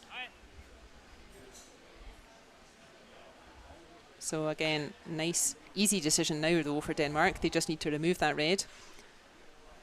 And they don't mind if they remove that red and if they roll as well. So this yellow that second thrower Henrik Holtermann is now playing. They need to make sure they remove the red, but they don't really mind if this yellow rolls out as well. But it is going to hang around. So the reason they might have wanted that yellow to roll out is again because now that stone is in the front of the rings and Switzerland could maybe use it. It's a difficult stone to come around because it's not quite a guard, it's already in the rings, but the ice is curling a lot, so you could use that shot as a guard. And that's what the Swiss, I think, are trying to do with the yellow on the other side. Looks like Swiss second thrower Pablo Lachin. It doesn't look like he's happy with that, and I can see why. This is full beans. And I don't think that's going to stop in time. Oh no, it does. Not sure which is shot out of that red or this yellow that Mikael Krause is just having a little look at. It's certainly behind though, so that's what they were trying to do. They were trying to get in behind that front yellow. There, that's a nice angle. So the line was pretty good on that Swiss shot, and that's why it's a little bit dangerous for Denmark to have shots in play at all. So Denmark doesn't mind if these shots roll out.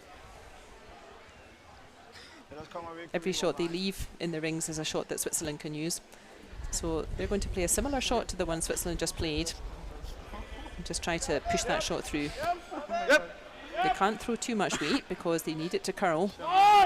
They also need to get round now that front yellow. And that's drifting way off.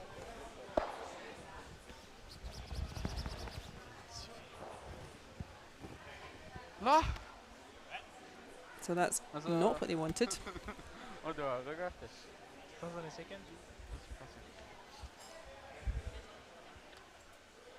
Je suis pas sûr. On va jouer là. Den skrev meget Det der var til så sidst. sikkert, at man se. It's Switzerland, the red stones, they have last shot in this end. Så sagde den. So now Switzerland will see a half chance to start building for Je suis pas sûr. maybe a chance to get 2 points. C'est que tout pas. So what they're doing, they're ignoring that Danish stone that's in the middle, and they're going to try to get a red stone Back 4. to the bottom of our screen as we look at it. So again, they're trying to build the end here. They're trying to build up the second point and maybe even a third point. And once they have a stone sitting for second shot, then they will start attacking the centre. Oh! Seulement vitesse! Place! Place. Place. Place! Curl! Needs to curl! Pablo!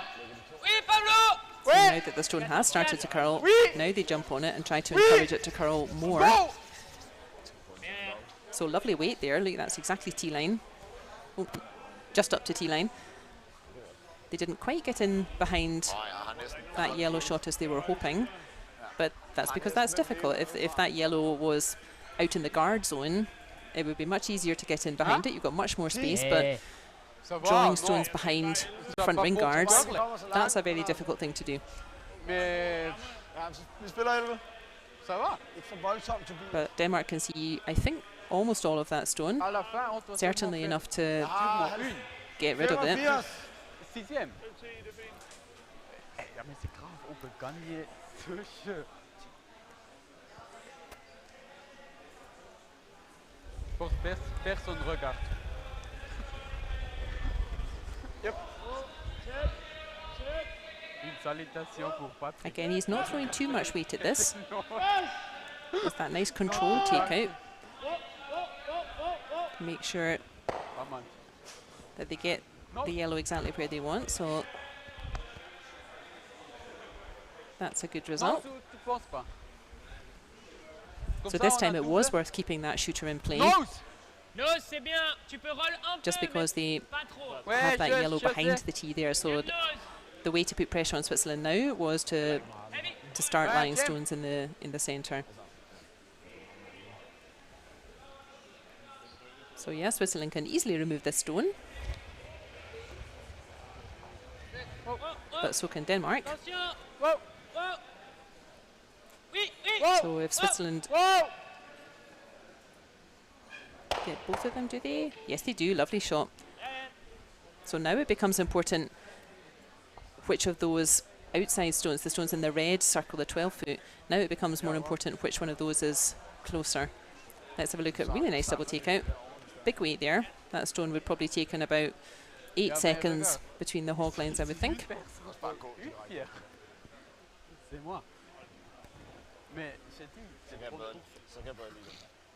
So if I had to call it at the moment, I think that's lying 2 red shots. I think that back red is a bit closer than the front yellow. They're having a good look at it though. Non, je pense qu'il faut pas plus de stock. I think they're maybe not sure. Either way, they need to do something about that Swiss counter. So he seems to indicate take out weight, De toute façon. assuming signals in Denmark are the same as signals in other places.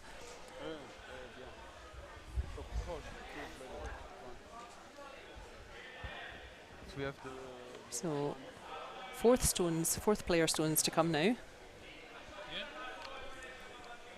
Switzerland have last shot, so 2 more stones each. Yep. So Mikael Krause again wants to Yep. really control this takeout. Hard! Oh. Shit. Whoa, whoa, whoa, whoa, whoa, whoa. So it looks like the original plan was to roll the other direction, but that was good thinking from skip Mads Nordgaard there, just to see that the stone was curling and then say, okay, let's let the stone curl and maybe try to roll the other way instead. So good thinking, didn't quite pull it off, but that's a nice example of why the skip is always watching the stone, because he, or sometimes she, in ladies, yeah, they will always be watching the line, and if the stone's anyway curling, maybe let's let it curl and go for a different result. But that stone's open, so Switzerland should not have any trouble removing it. Fourth player, Anthony Petou. Whoa, whoa, whoa, whoa, whoa! He can be a bit inscrutable after playing his stones. So he's certainly got the yellow.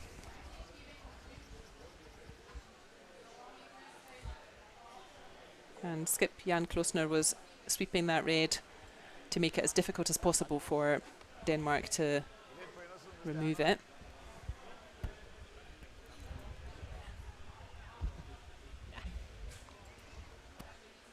They're going to go for it.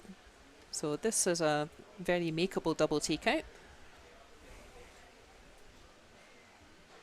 I think if you hit that red on the nose, I think then both of them split out. So if he makes this, this will be a great shot, because then Switzerland can only ever make one, which is exactly what they want. So a nice throw here from Michael Krause, please. Yep. Go! Yes!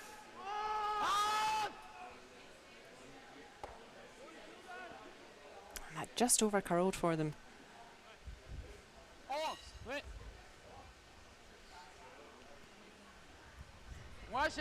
Good try from Krause, but they have left a target there for Switzerland, so I still think that red at the back is closer than the yellow at the front, so I think this is a shot to make 2 points for the Swiss.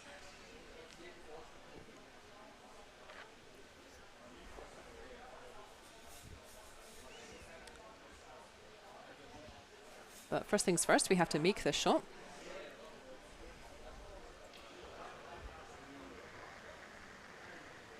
So last shot for Switzerland from Anthony Petou. Oui. Oui. Oui. Big sweep going on. Yeah. Oui. Yeah, you're not going to hurt it. Bravo. Just catch each other not to trip over the stones. Okay. So they've definitely agreed it was clearly one. So now they're having a look to see, is it 2 points or is it just one? So this is really Denmark's decision. Of course, Switzerland will say, we think it's 2. And they're not trying to be sneaky or something, you know, like Switzerland will say, well, we would like to claim 2. So it's Denmark's decision. They can either agree and say, yes, we think it's 2. But it looks like we are going to have my first measure of the day. Maybe there have been in the other games, but now we get to see how the measure works. So normally you would call an umpire, but this may be a safety issue as well. Just the fewer people out in the ice, all the better. So at club level you would do this. The players would just do the measure themselves. So you can see there's a pin hanging down from that little gauge there. So what he did was set the pin where that yellow stone is, and now he's going to go around and check. He's pushed the red in, which means that the red was closer. So that pushed the pin further around the gauge, and that's how a measure works. So thank you teams Klossner and Krause for demonstrating how we measure the stones if we can't decide which is closer. So that red was closer. It was worth a measure. It looked like it was pretty tight, but that was finally 2 points for Switzerland there. So once we've had the team chit chat, we'll confirm that score. So while everybody's yapping instead of playing, I can give you a result from the game next door. So it's another tough game for Team Iseli. So a win for Team Hess from Switzerland against Team Iseli, 7-1. So they'll be happy with that win, bouncing back from this afternoon.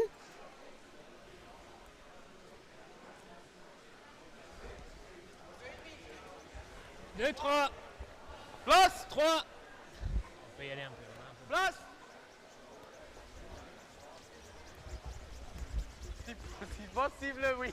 Bon. There we have the score confirmed on the scoreboard, so picking up 2 for Switzerland there. C'est bon, vitesse, très bien. Merci. C'est bien, Théo. So they now lead 6-5, so we've got 2 ends left to play.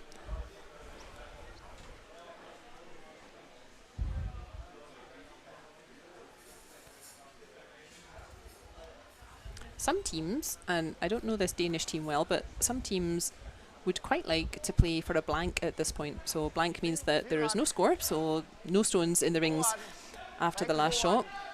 And some teams in this situation, so they 1 point down, but they do have last stone. And some teams would quite like to keep that situation for the last end as well. So that's why Switzerland put a stone out front, because that takes the opportunity for Denmark to blank the game. That makes it a lot more difficult because, as we know, that red stone there, the first stone from Switzerland, that's in the free guard zone. So Denmark can't remove that from play until 5 stones. So we do certainly see fewer blank ends now with the 5 rock free guard zone compared with 4 rock as it was a couple of years ago. So Denmark might like to keep last stone, even though they're 1 behind for the 8th end, but I don't think they're going to get the opportunity. So Switzerland are determined to get stones in play here. They don't want a blank end.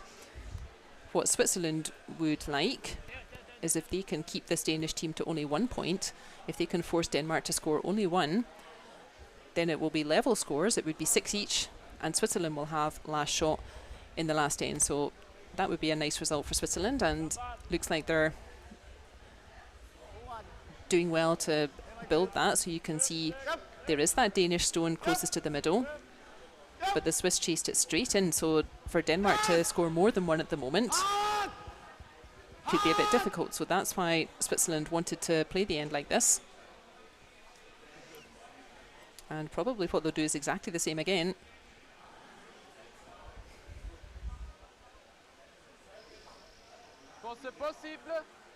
Yeah, is that possible, they're asking, and I'm also not sure. I don't think you can see much of that red that's in the house, that's on that 4-foot blue circle. I think I might play the same again and just make Denmark's life really difficult to try to score more than 1 here. I'm quite happy if I'm Switzerland, if Denmark make 1 point here, so I wouldn't mind putting some red stones just ahead of T. But that's not quite what they're doing. It looks like they may even be trying to chip out the Danish shot. Whoa! Whoa! Whoa, fais attention. Yeah, that didn't really achieve very much for them, because now Denmark can play exactly the same shot they were going to play. And actually there we see an example of the 5 rock free guard zone. That was rock number 5. That's why Denmark are now putting that guard back again. So in old rules, in 4 rock free guard zone, that would have been okay, that shot. But now we have 5 rock free guard zone.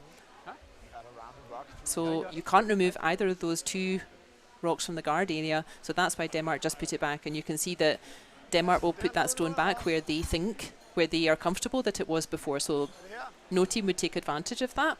They would not place it half a stone closer to the line or something, even though that might be nice. They will put it back where they believe it was.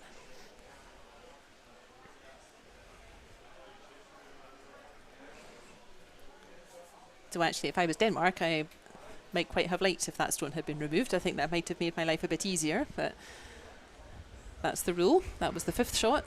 So the guards couldn't be removed from play yet, so that's why that Danish guard is now back again.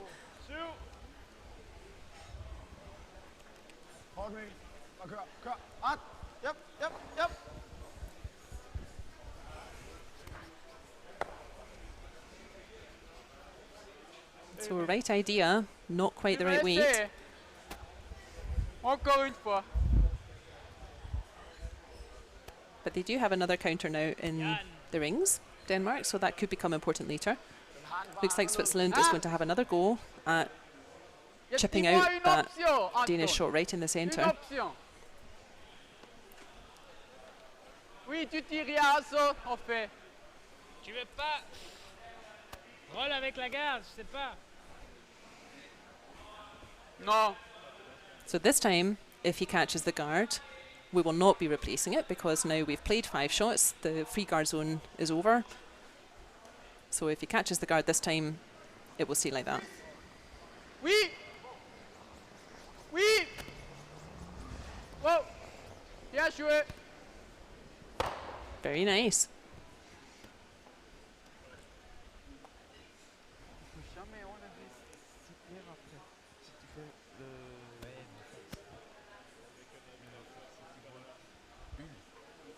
So now if you're Denmark, what do you do? So Denmark does have last shot in the 7th end. They're 1 point behind. So they'd really like to make more than 1 point. So they're already, yeah, it's already a little bit difficult. So I think this is a wise call here. I think if they leave that centre guard, they could get themselves in quite a bit of trouble. So I think this is a wise call to remove that centre guard. Yep. They have that second counter in the front rings. So yeah, let's just get rid of that one out front.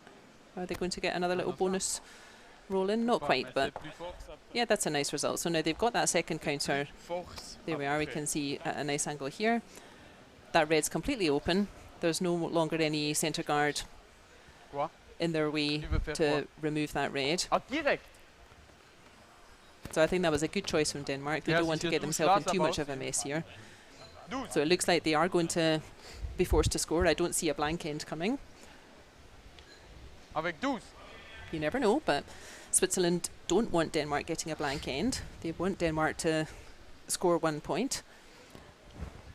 So with that in mind, I think that was a good choice in Denmark and give themselves a chance to at least get one, and Denmark will hope that they can build an end and get more than 1 point to be ahead by at least 1 point in the last end. So let's see what the split time is for this takeout. Oui. Oui. Oui. Oui. Whoa. Whoa. This is a difficult shot. You can't see all of that yellow. Whoa. Whoa. That was again that between 10 and 11 seconds. Really nice. Well done. That nice control takeout weight again. And we see the result. So great shot there from Switzerland. That was a hard one. He couldn't see all of that shot and he had to get halfway around that guard, and he got a really nice roll over to the other side of the house. There's a lot of separation of those 2 red shots, so pretty hard to make any double takeout. Here, let's have a look again. Look at that, really nicely judged from the line call as well. And that's why that Swiss player, he's sweeping it away from the middle because they don't want to leave the 2 stones together, whereby Denmark could get a double takeout. So it looks like what they're doing is trying to remove this red right next to his brush, right underneath, and roll right in front of that red in the centre to give this yellow a bit of protection. So, of course, this is a rocket. This looks like a 5-second stone between the hog lines. So it's certainly removing something, but it is not hanging around.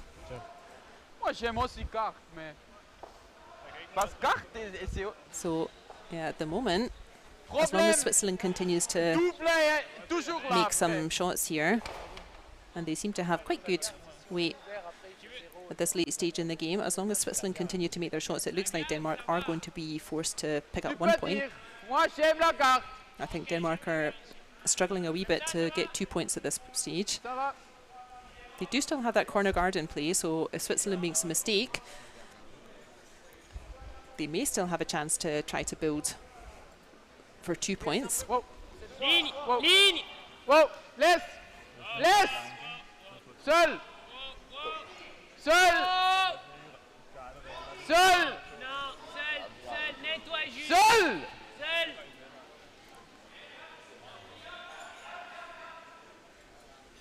Okay. Well, that just didn't want to stop that stone, so that's just curled a wee bit past the line they were looking for, but not a bad result. Denmark can see the red stone in the centre there, but indeed if they remove that red, they're going to roll towards the side as well.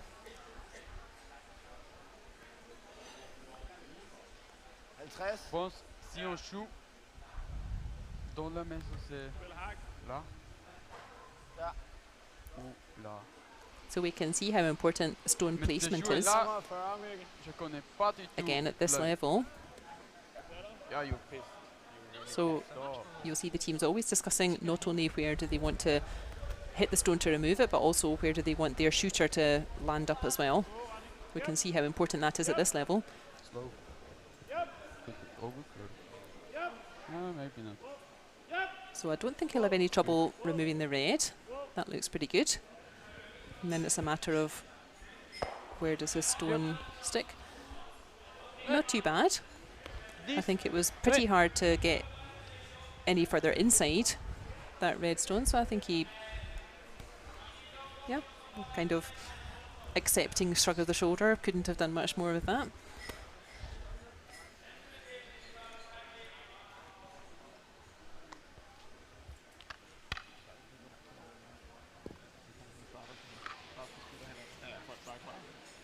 So first stone here for Anthony Petu, the fourth thrower for Switzerland.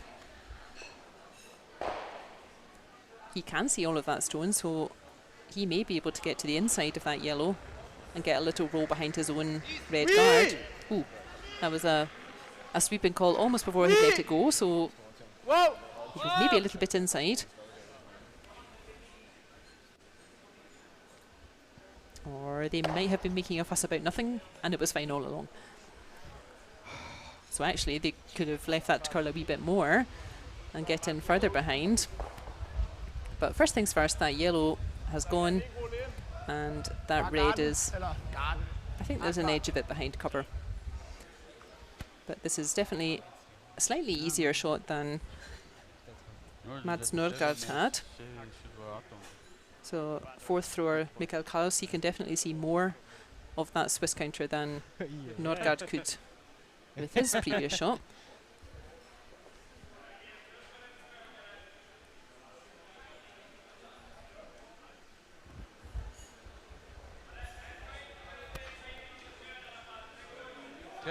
Yep. Yep. Whoa. It's a nice angle there. He can see almost all of the stone. Yep. Whoa. Are you sure? I'd quite like to get to the inside of that shot. So he gets to just outside the nose.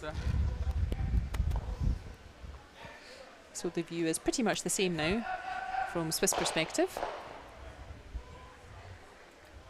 You can see almost all of that Danish counter and he will just be looking to remove that. If they can get to the inside of that Danish shot and maybe get a roll behind the red guard, they would love that. But more important is to make sure that Danish shot leaves the house.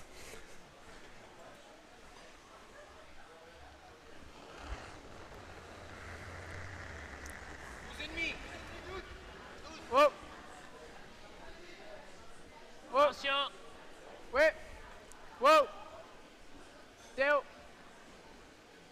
So again, no trouble getting the yellow. Égal, complètement égal. Little bit of a roll.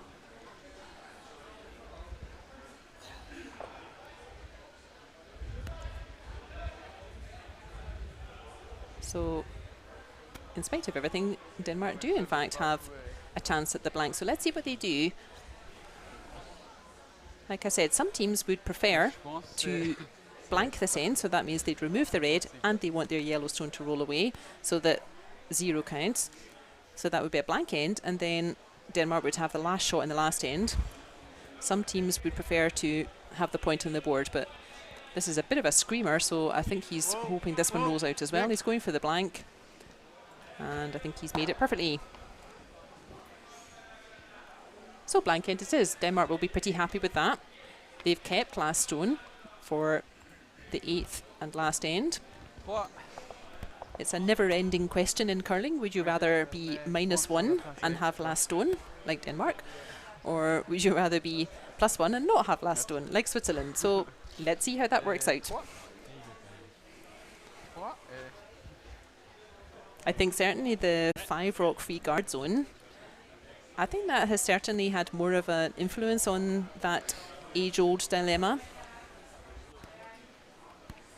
So it's not so easy anymore. If you're the team ahead, it's not so easy to limit your opposition to 1 point anymore. Because you have that extra stone, the 5th stone, where 2 years ago you were allowed to remove shots out of play, remove guards out of play with that 5th stone, and now you're not. So I wonder if our 5 shot free guard zone will change anybody's approach to this situation, the -1 point with last stone or +1 point without last stone debate. Wheel in. 2. Ouais. 2,5. Je pense que c'est une, hein. My opinion on that is I would rather be +1 and not have last stone. Yeah. Because I play ladies curling and There there are not so many people in the ladies curling who can really lift a whole bunch of stones. So particularly with this 5 rock free guard zone, I think if you've got 3 stones in the centre already, I think you've made your opposition's life quite difficult. So I've always favoured being +1 and not having last stone. I'd rather have my point up on the board because there's not so many big hitters in the ladies who can peel out 2 or 3 guards all at once. And with the 5 rock free guard zone, I think I like it even more. So let's see how this plays out now. Classic situation here. And a slightly new rule. We had the 5 rock free guard zone since last season. But of course last season ended overnight, sometime beginning of March, depending on where you were. So we still haven't yet seen a world championship using the 5 rock free guard zone for the men's and ladies. Both of those events had to be cancelled, sadly. So teams are all still getting used to this 5 rock free guard zone. So let's see how it affects this classic situation here in the last end. Nice start there from Switzerland.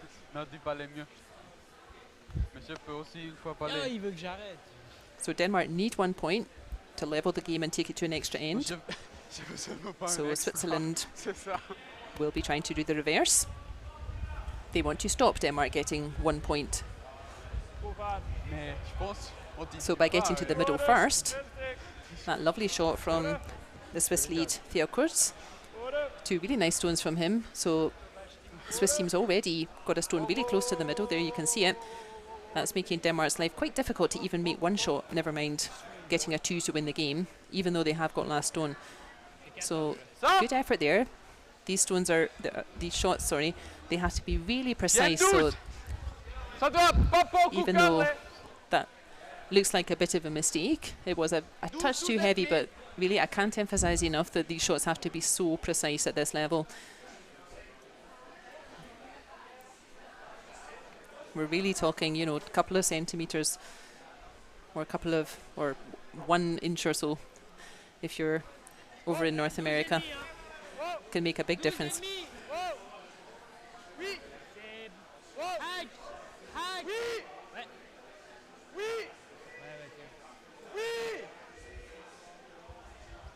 Have they got it round? They haven't. That could be a costly mistake for Swiss. So that was a bit too controlled that way by the look of it. Didn't have enough beans to get around the guard, even with the sweeping. So now Denmark has an interesting situation. So remember, Denmark, they have to get at least 1 point to level the game. And they would love to get 2 points and win the game here. And Switzerland is trying to stop Denmark getting at least 1 point. So the only way they can do that is by scoring themselves.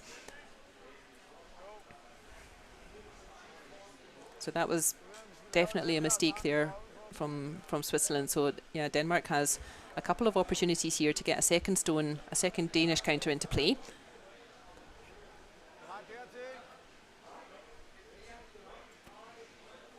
they make a nice shot here, Denmark, if they can get a second counter into play, then they're certainly setting themselves up very nicely to make at least 1 point to keep the game going. Although everyone else in the building would be a bit annoyed with them because there's another draw coming. So, opportunity for Henrik Holtermann, the Danish second, to really put his team in a strong position, to give them a really good chance at getting at least 1 shot, if not 2.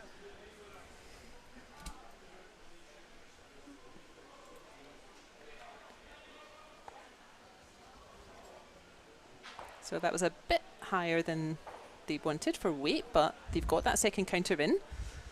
It's behind T, but they've got that second counter in, and that's important.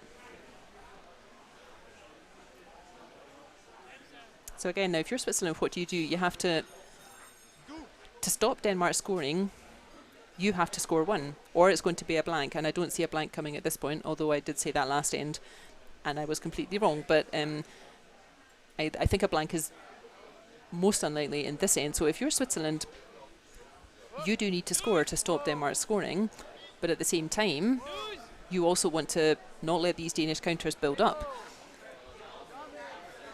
So Denmark's decisions are a bit more straightforward, whereas Switzerland has to be removing Danish counters as well as trying to keep their own counters hanging around. So that's a pretty good shot there. Yeah, both of those reds are quite dangerous because both of them, if you want to make a takeout, both of those could easily squirt back onto the yellow, and then the yellow goes out of play and the red doesn't go anywhere, and Danish skip Mads Norgard will be very aware of this. So again, they're looking at the angles. Where do they want to hit the red stone, and where do they then want to end up? What they don't want is to squirt the red stone back onto the yellow and leave Switzerland with exactly as many stones as before we threw. So another opportunity for Henrik Holtermann. He played a pretty decent shot the last end, his last stone, to get a second counter in. And now they're asking him to do something similar. It's important that this yellow shot hangs around. I think it's going to, yeah. So yeah, good effort there. As long as there's always 2 Danish counters in play after they've thrown the stone, they're giving themselves even a difficult chance at a 2, but they're giving themselves a chance. So that was important that that yellow hung around. So good job there, Henrik Holtermann.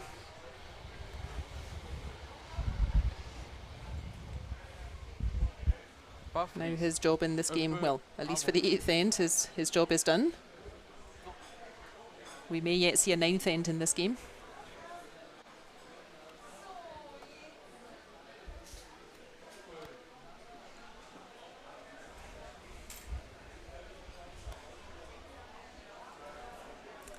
So again, Switzerland will be very aware of the 2 Danish counters. They need to try to not let Denmark get 2. And they don't really want Denmark to get 1, so they need to outcount this Danish shot. This looks pretty nice. This was a sensible idea. So the other shot, great shot there from Swiss third thrower and skip Jan Klossner. So that might again seem a little bit counterintuitive. So it was an easy shot for the guys at this level to remove that yellow cleanly, and then the red would be lying shot. But you can see now, because he played that gentle T weight, that's given Denmark much more of a headache, because how do you get that red stone out? So to move that red stone, yeah, you see like all those angles that he's pointing at, that red stone is quite difficult to remove now because it's got 2 stones behind it that can easily catch.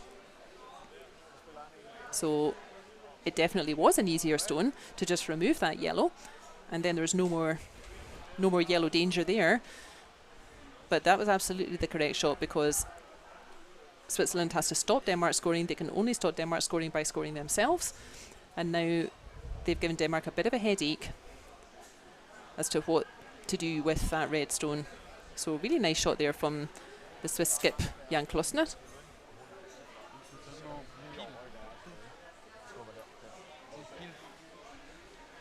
Everything maybe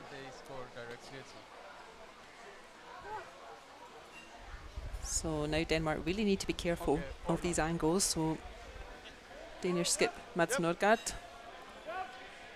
He's had a bit of an up and down game. He's had some real corking shots and a couple of loose shots as well.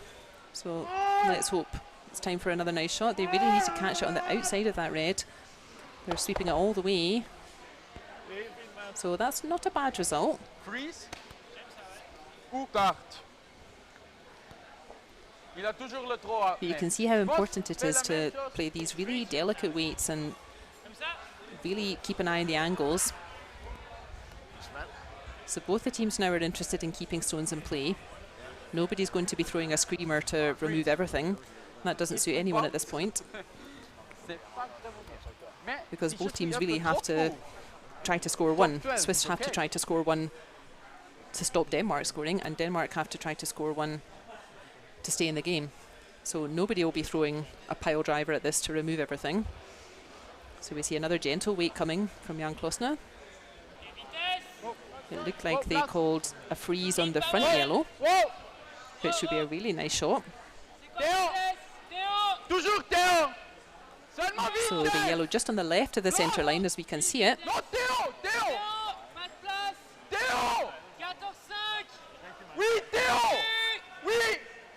Swept it all the way.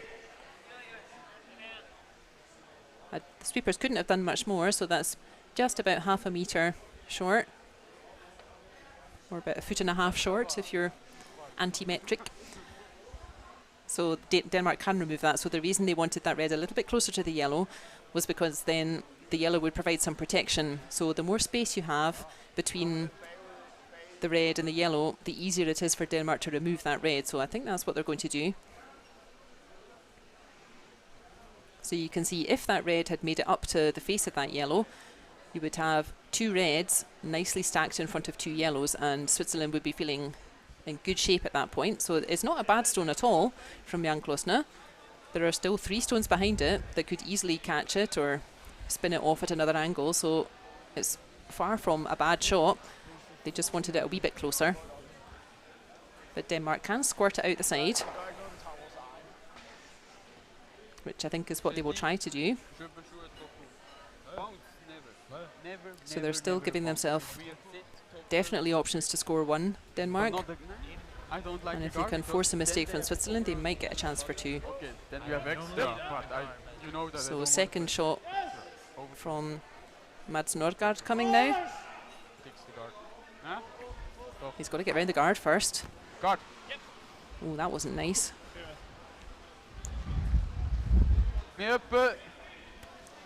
So that doesn't really help anyone. In front of this. Yeah, that was a bit of a miss there from Mads Nørgaard. So the Swiss are quite happy with this setup as it is. In front of the yellow. Sounds like they've conveniently started to communicate in English for us, which is nice. So it sounds like they're looking to put a stone in front of that yellow. So again, they're very concerned about exactly the angles. At this level, a couple of centimetres, an inch or 2, makes a big difference. So 2 shots left each. First stone for fourth thrower Anthony Petou. Nobody likes it. Oh, that's terrible. That looks like that stone has picked up. So what that means is it went over a little piece of fluff or a little piece of dirt on the ice, and that's really a shame. So we may be able to see it here. So we see he releases it, and then the sweeper jumps up because the stone immediately changed direction. That's really sad. Nobody deserves that. And the opposition doesn't want to benefit from that either. You know, that's a real shame for the Swiss. So yeah, you can see all the players are looking to make sure that there isn't a little piece of grit or a little piece of fluff somewhere on the ice that could redirect another stone. So that's a shame, Switzerland. That's really sad. And Denmark doesn't want to get an advantage from that sort of thing happening either. So that's what we call a pickup. That's a shame that we've had an example of that here this evening. And you can see how it can make a big difference. This is a very, well, we're almost at the end of this game. This is a critical point in this game.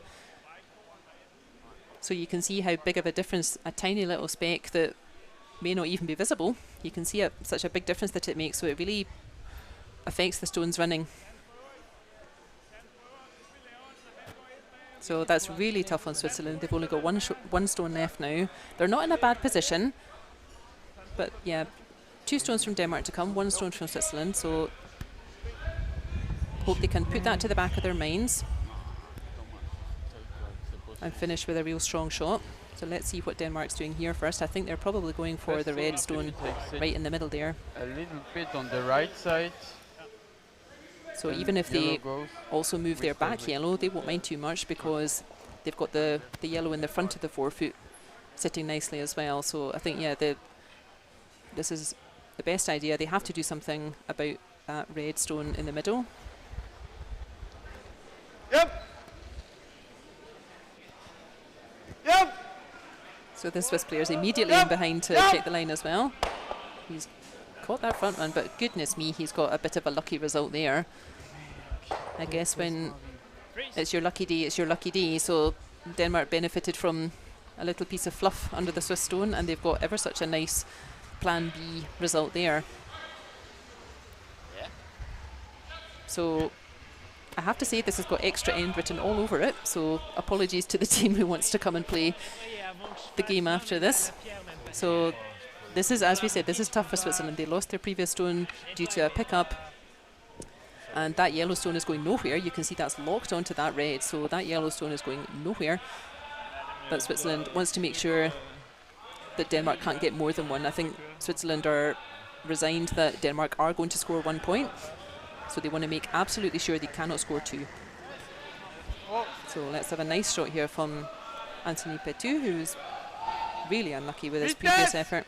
Whoa! Whoa! He always seems to look like he doesn't like his shot, and they always turn out not too bad in the end. Will overcurl. Ligne pas bien. That looks like a decent effort. Yeah, they're right. It overcurled a little bit. But I think it's pretty... It's a difficult shot. You can squirt the red out, but I think this is a tough one. Yeah, that's the other option, is to come in off that yellow on the wing. Neither shot's easy. Ja, und 2x2 nacheinander. 80. So I think Denmark are going for we would call that an in-off, so he's going to try to use his own yellow stone just to the left of the brush there, and then he's going to try and spin his stone from that yellow stone in the wing towards the centre to push out the red. There's no risk to this because Denmark's sitting 1 point already. Oh no, he's not. He's just... My apologies. I was looking forward to seeing that for a shot. That would be cool. But yeah, Denmark's already lying 1.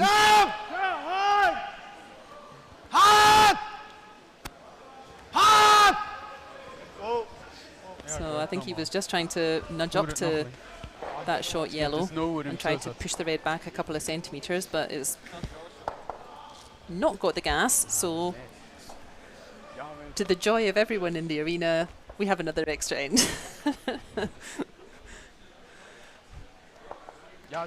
So there are a couple of teams who will be having quite a late bedtime. They'll be waiting to go on. I can tell you who would be the next game on here.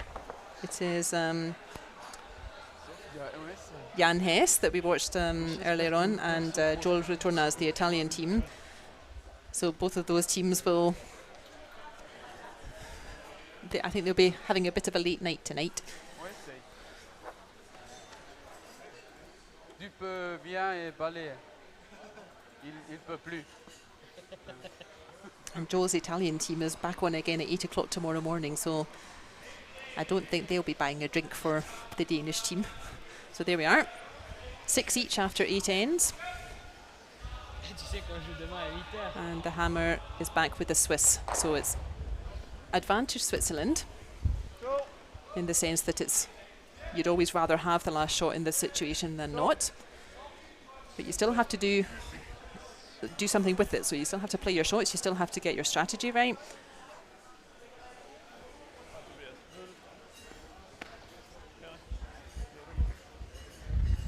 And the first part of Swiss strategy, they're going for a tick shot. So we saw one of those in the game this afternoon. And this is absolutely the right shot for Switzerland. They may as well try. So what they're doing is they're not allowed to remove this yellow stone from play. It's in the free guard zone. But what they want to do is just push it off the centre line. So they want to push it to the side. So they need enough weight with this red stone to push it to the side, but not enough to push it out of play. This looks like a pretty good effort. Now, what are Denmark doing sweeping their own stone? They're trying to sweep it out of play because they want to put it back again. So the two of them are having a real good go at it, but look at that. That's a perfect stone from Switzerland. So bravo, Theo Kurz. I think someone will certainly be buying you a drink for such a lovely shot. So that stone doesn't go back. Denmark tried really hard to sweep their own stone out of play so that then they could replace it back in the middle where they wanted it. They nearly made it. You can see how close that yellow is to being out of play. But top marks to Theo Kurz. That's a really difficult shot to get correct. You can see how difficult it is to move the shot and keep it in play. So Denmark have got no choice but to keep persisting with trying to put stones in the middle.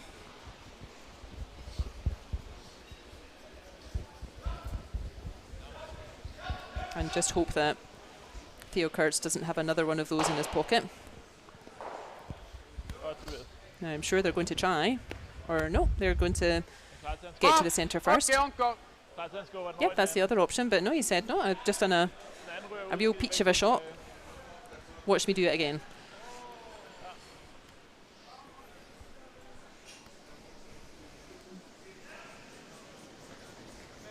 Backline! Backline! Whoa, whoa! Backline! Oui! Whoa, whoa, whoa! So again, the line's very important here. You need to catch just an edge of it. So he has caught an edge. I think that was a wee bit lighter, that stone. Didn't have quite as much weight. So he didn't move it too far off the centre, so Denmark will be a bit more relieved with that result.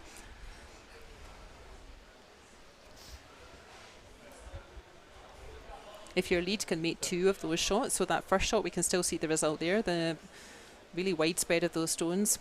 So beautiful shot from Theo Kurz with his first. Didn't quite catch enough of that yellow stone with his second, and you can imagine that if he'd played that same shot again, Denmark really is struggling to get enough guards to then get cover and draw behind. So remember, Denmark do not have last stone in this end, so they want to have cover out front. They want to have guards to hide behind. That's what they're doing just now, trying to set up guards while we've got the free guard zone. Switzerland trying to do the opposite. So yeah, I don't think you could have played that much better. There's good separation between those. A double takeout would be quite difficult for those yellows. They're pretty far apart. And as long as Denmark have at least one stone on the centre line when they come to play their last shot, then they can get a stone in behind it. So that's why separation is also important in this situation. So they've got one just over the line and they've got one pretty close to the ring. So they're trying to make it as hard as possible, as difficult as possible for Switzerland to remove both of them. And actually they haven't removed either of them, so a let off for Denmark there. So I think that's a, I don't see that you need to, you've got a double guard. Yeah, I think it could be time to go in the house, or they may be putting up a centre guard. That stone did get knocked off the centre line, so they may feel more comfortable with a second centre guard.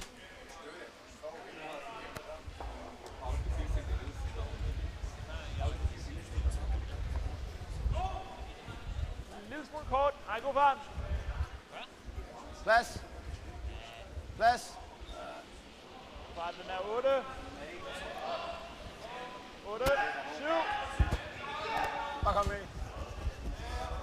I like this. I think it's a good time to come in, put that pressure on. Put that pressure on Switzerland. Find the 4-foot. Great shot. Super shot from Henrik Hortonen again. He maybe thought his job was done with two nice shots in the 8th end, but really nice shot. So now Switzerland have no choice. They're best shot and really only sensible shot is to remove that centre guard. Whoa! Whoa! So no messing about. They're not even trying to make the double take out to remove the guard and the shot at the same time. Let's make sure we remove that guard. And now Denmark are going to put that guard back. Thank you. So again, the placement of this is really important. If this guard is too long and a long guard is closer to the hog line, then Switzerland would have space to get in behind it. But if this guard is too close, so if it's really close to the rings or even if it runs into the rings, then Switzerland would have an opportunity at a double takeout. So we can see how important it is to really get the position of the stone just right. Whoa, whoa, whoa, whoa, whoa. So the sweepers they'll be calling how long the stone is, where they think it's going to stop. And then Krause, he'll be calling the line. So it needs to curl a bit. It started curling. Needs to curl a bit more. Could have done with curling a wee bit more again.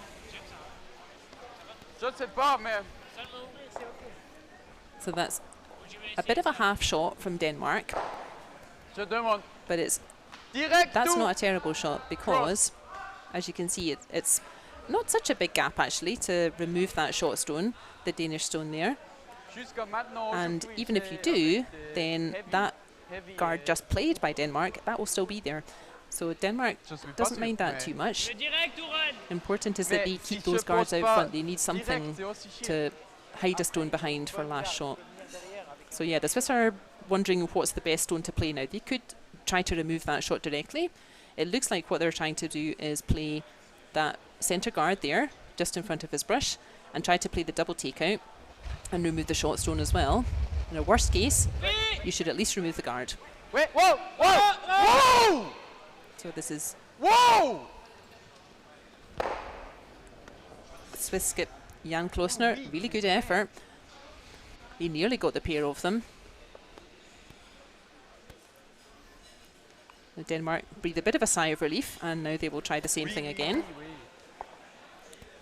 The good thing for Switzerland at this point is you can see they already have a red stone in play right next to Krause's feet there. So if Switzerland have the opportunity, they can just hit and roll out, and then that red could win the game for them. So they'll be quite happy to just have that insurance shot with the red just behind there.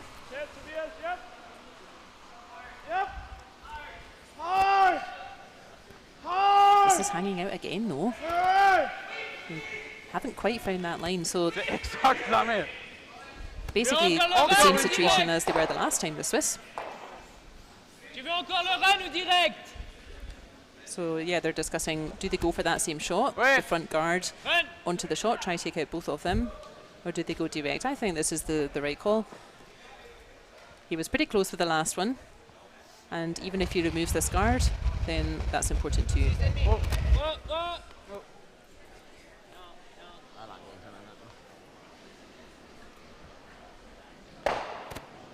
So that wasn't quite as close this time, but important is that it does remove the guard.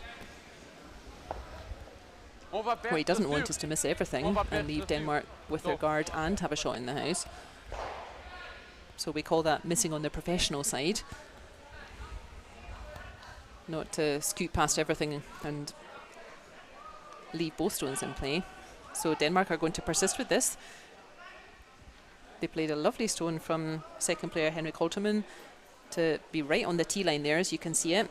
And Denmark will just persist with guarding that shot, and trying to get a miss from Switzerland.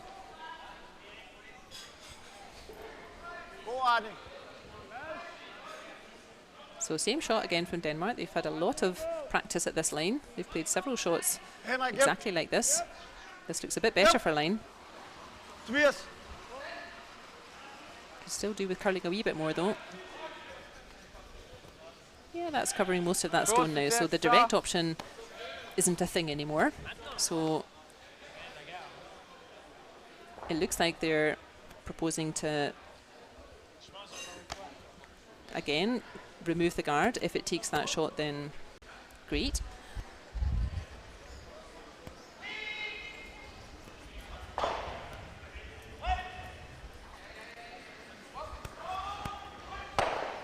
tactically or just watching these stones, it may not be the most exciting tactics we're watching here, but hopefully all of us watching can see how important it is, though, that yes, we're playing the same stone, we're playing that guard again and again, we're playing that takeout again and again, but we can see how important it is that it's exactly right. If either team makes a mistake here, they could lose the game from it. Jamais. Rouge. Has he got it this time? He hasn't, but again, he's made sure that that guard's gone and he's cleared the guard, so...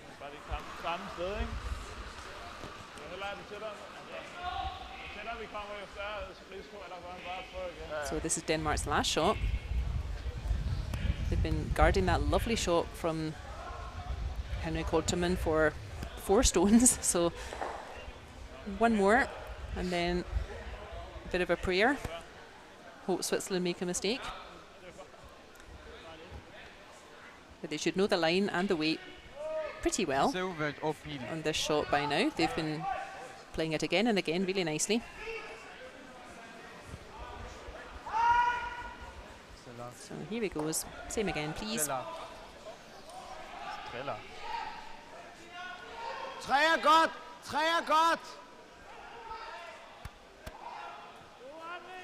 Tobias! I think the skip Mads Nordgaard wanted to curl a bit.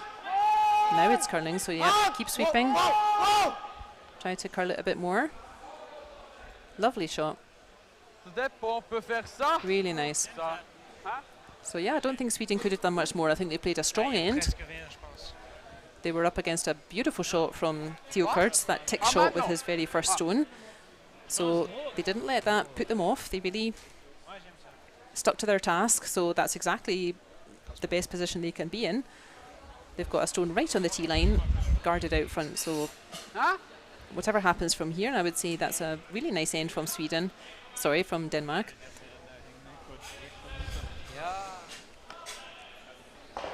So Switzerland have also had several looks at this shot, and it has not got any easier.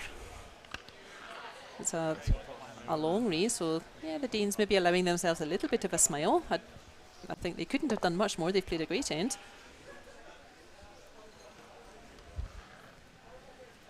But good for Switzerland is if they just move everything, they've got that red sitting that might count. So here we go. Last stone of the game from Anthony Pictou. Wait! Oui! Has he made it? Oh, he split himself out. Oh no, he did. Good game, good luck. Sorry, it's getting late. Perfect double takeout from the Swiss there. Good luck. So some really high quality shots there in that extra end. Moi, c'est pas une question maintenant. So really exciting game to watch there. Was? Ja, aber alles müssen wir. Could have gone either way. I think both teams first LSC. had some great shots to look back on in that game. How you want, but so yeah, the Danes will be a bit disappointed. They worked really hard. They'll be a bit disappointed to just lose that in the very last stone. But again, that's curling at this level. There's a whole bunch of teams out there, and they can push the best teams to the last shot, and it's always good games.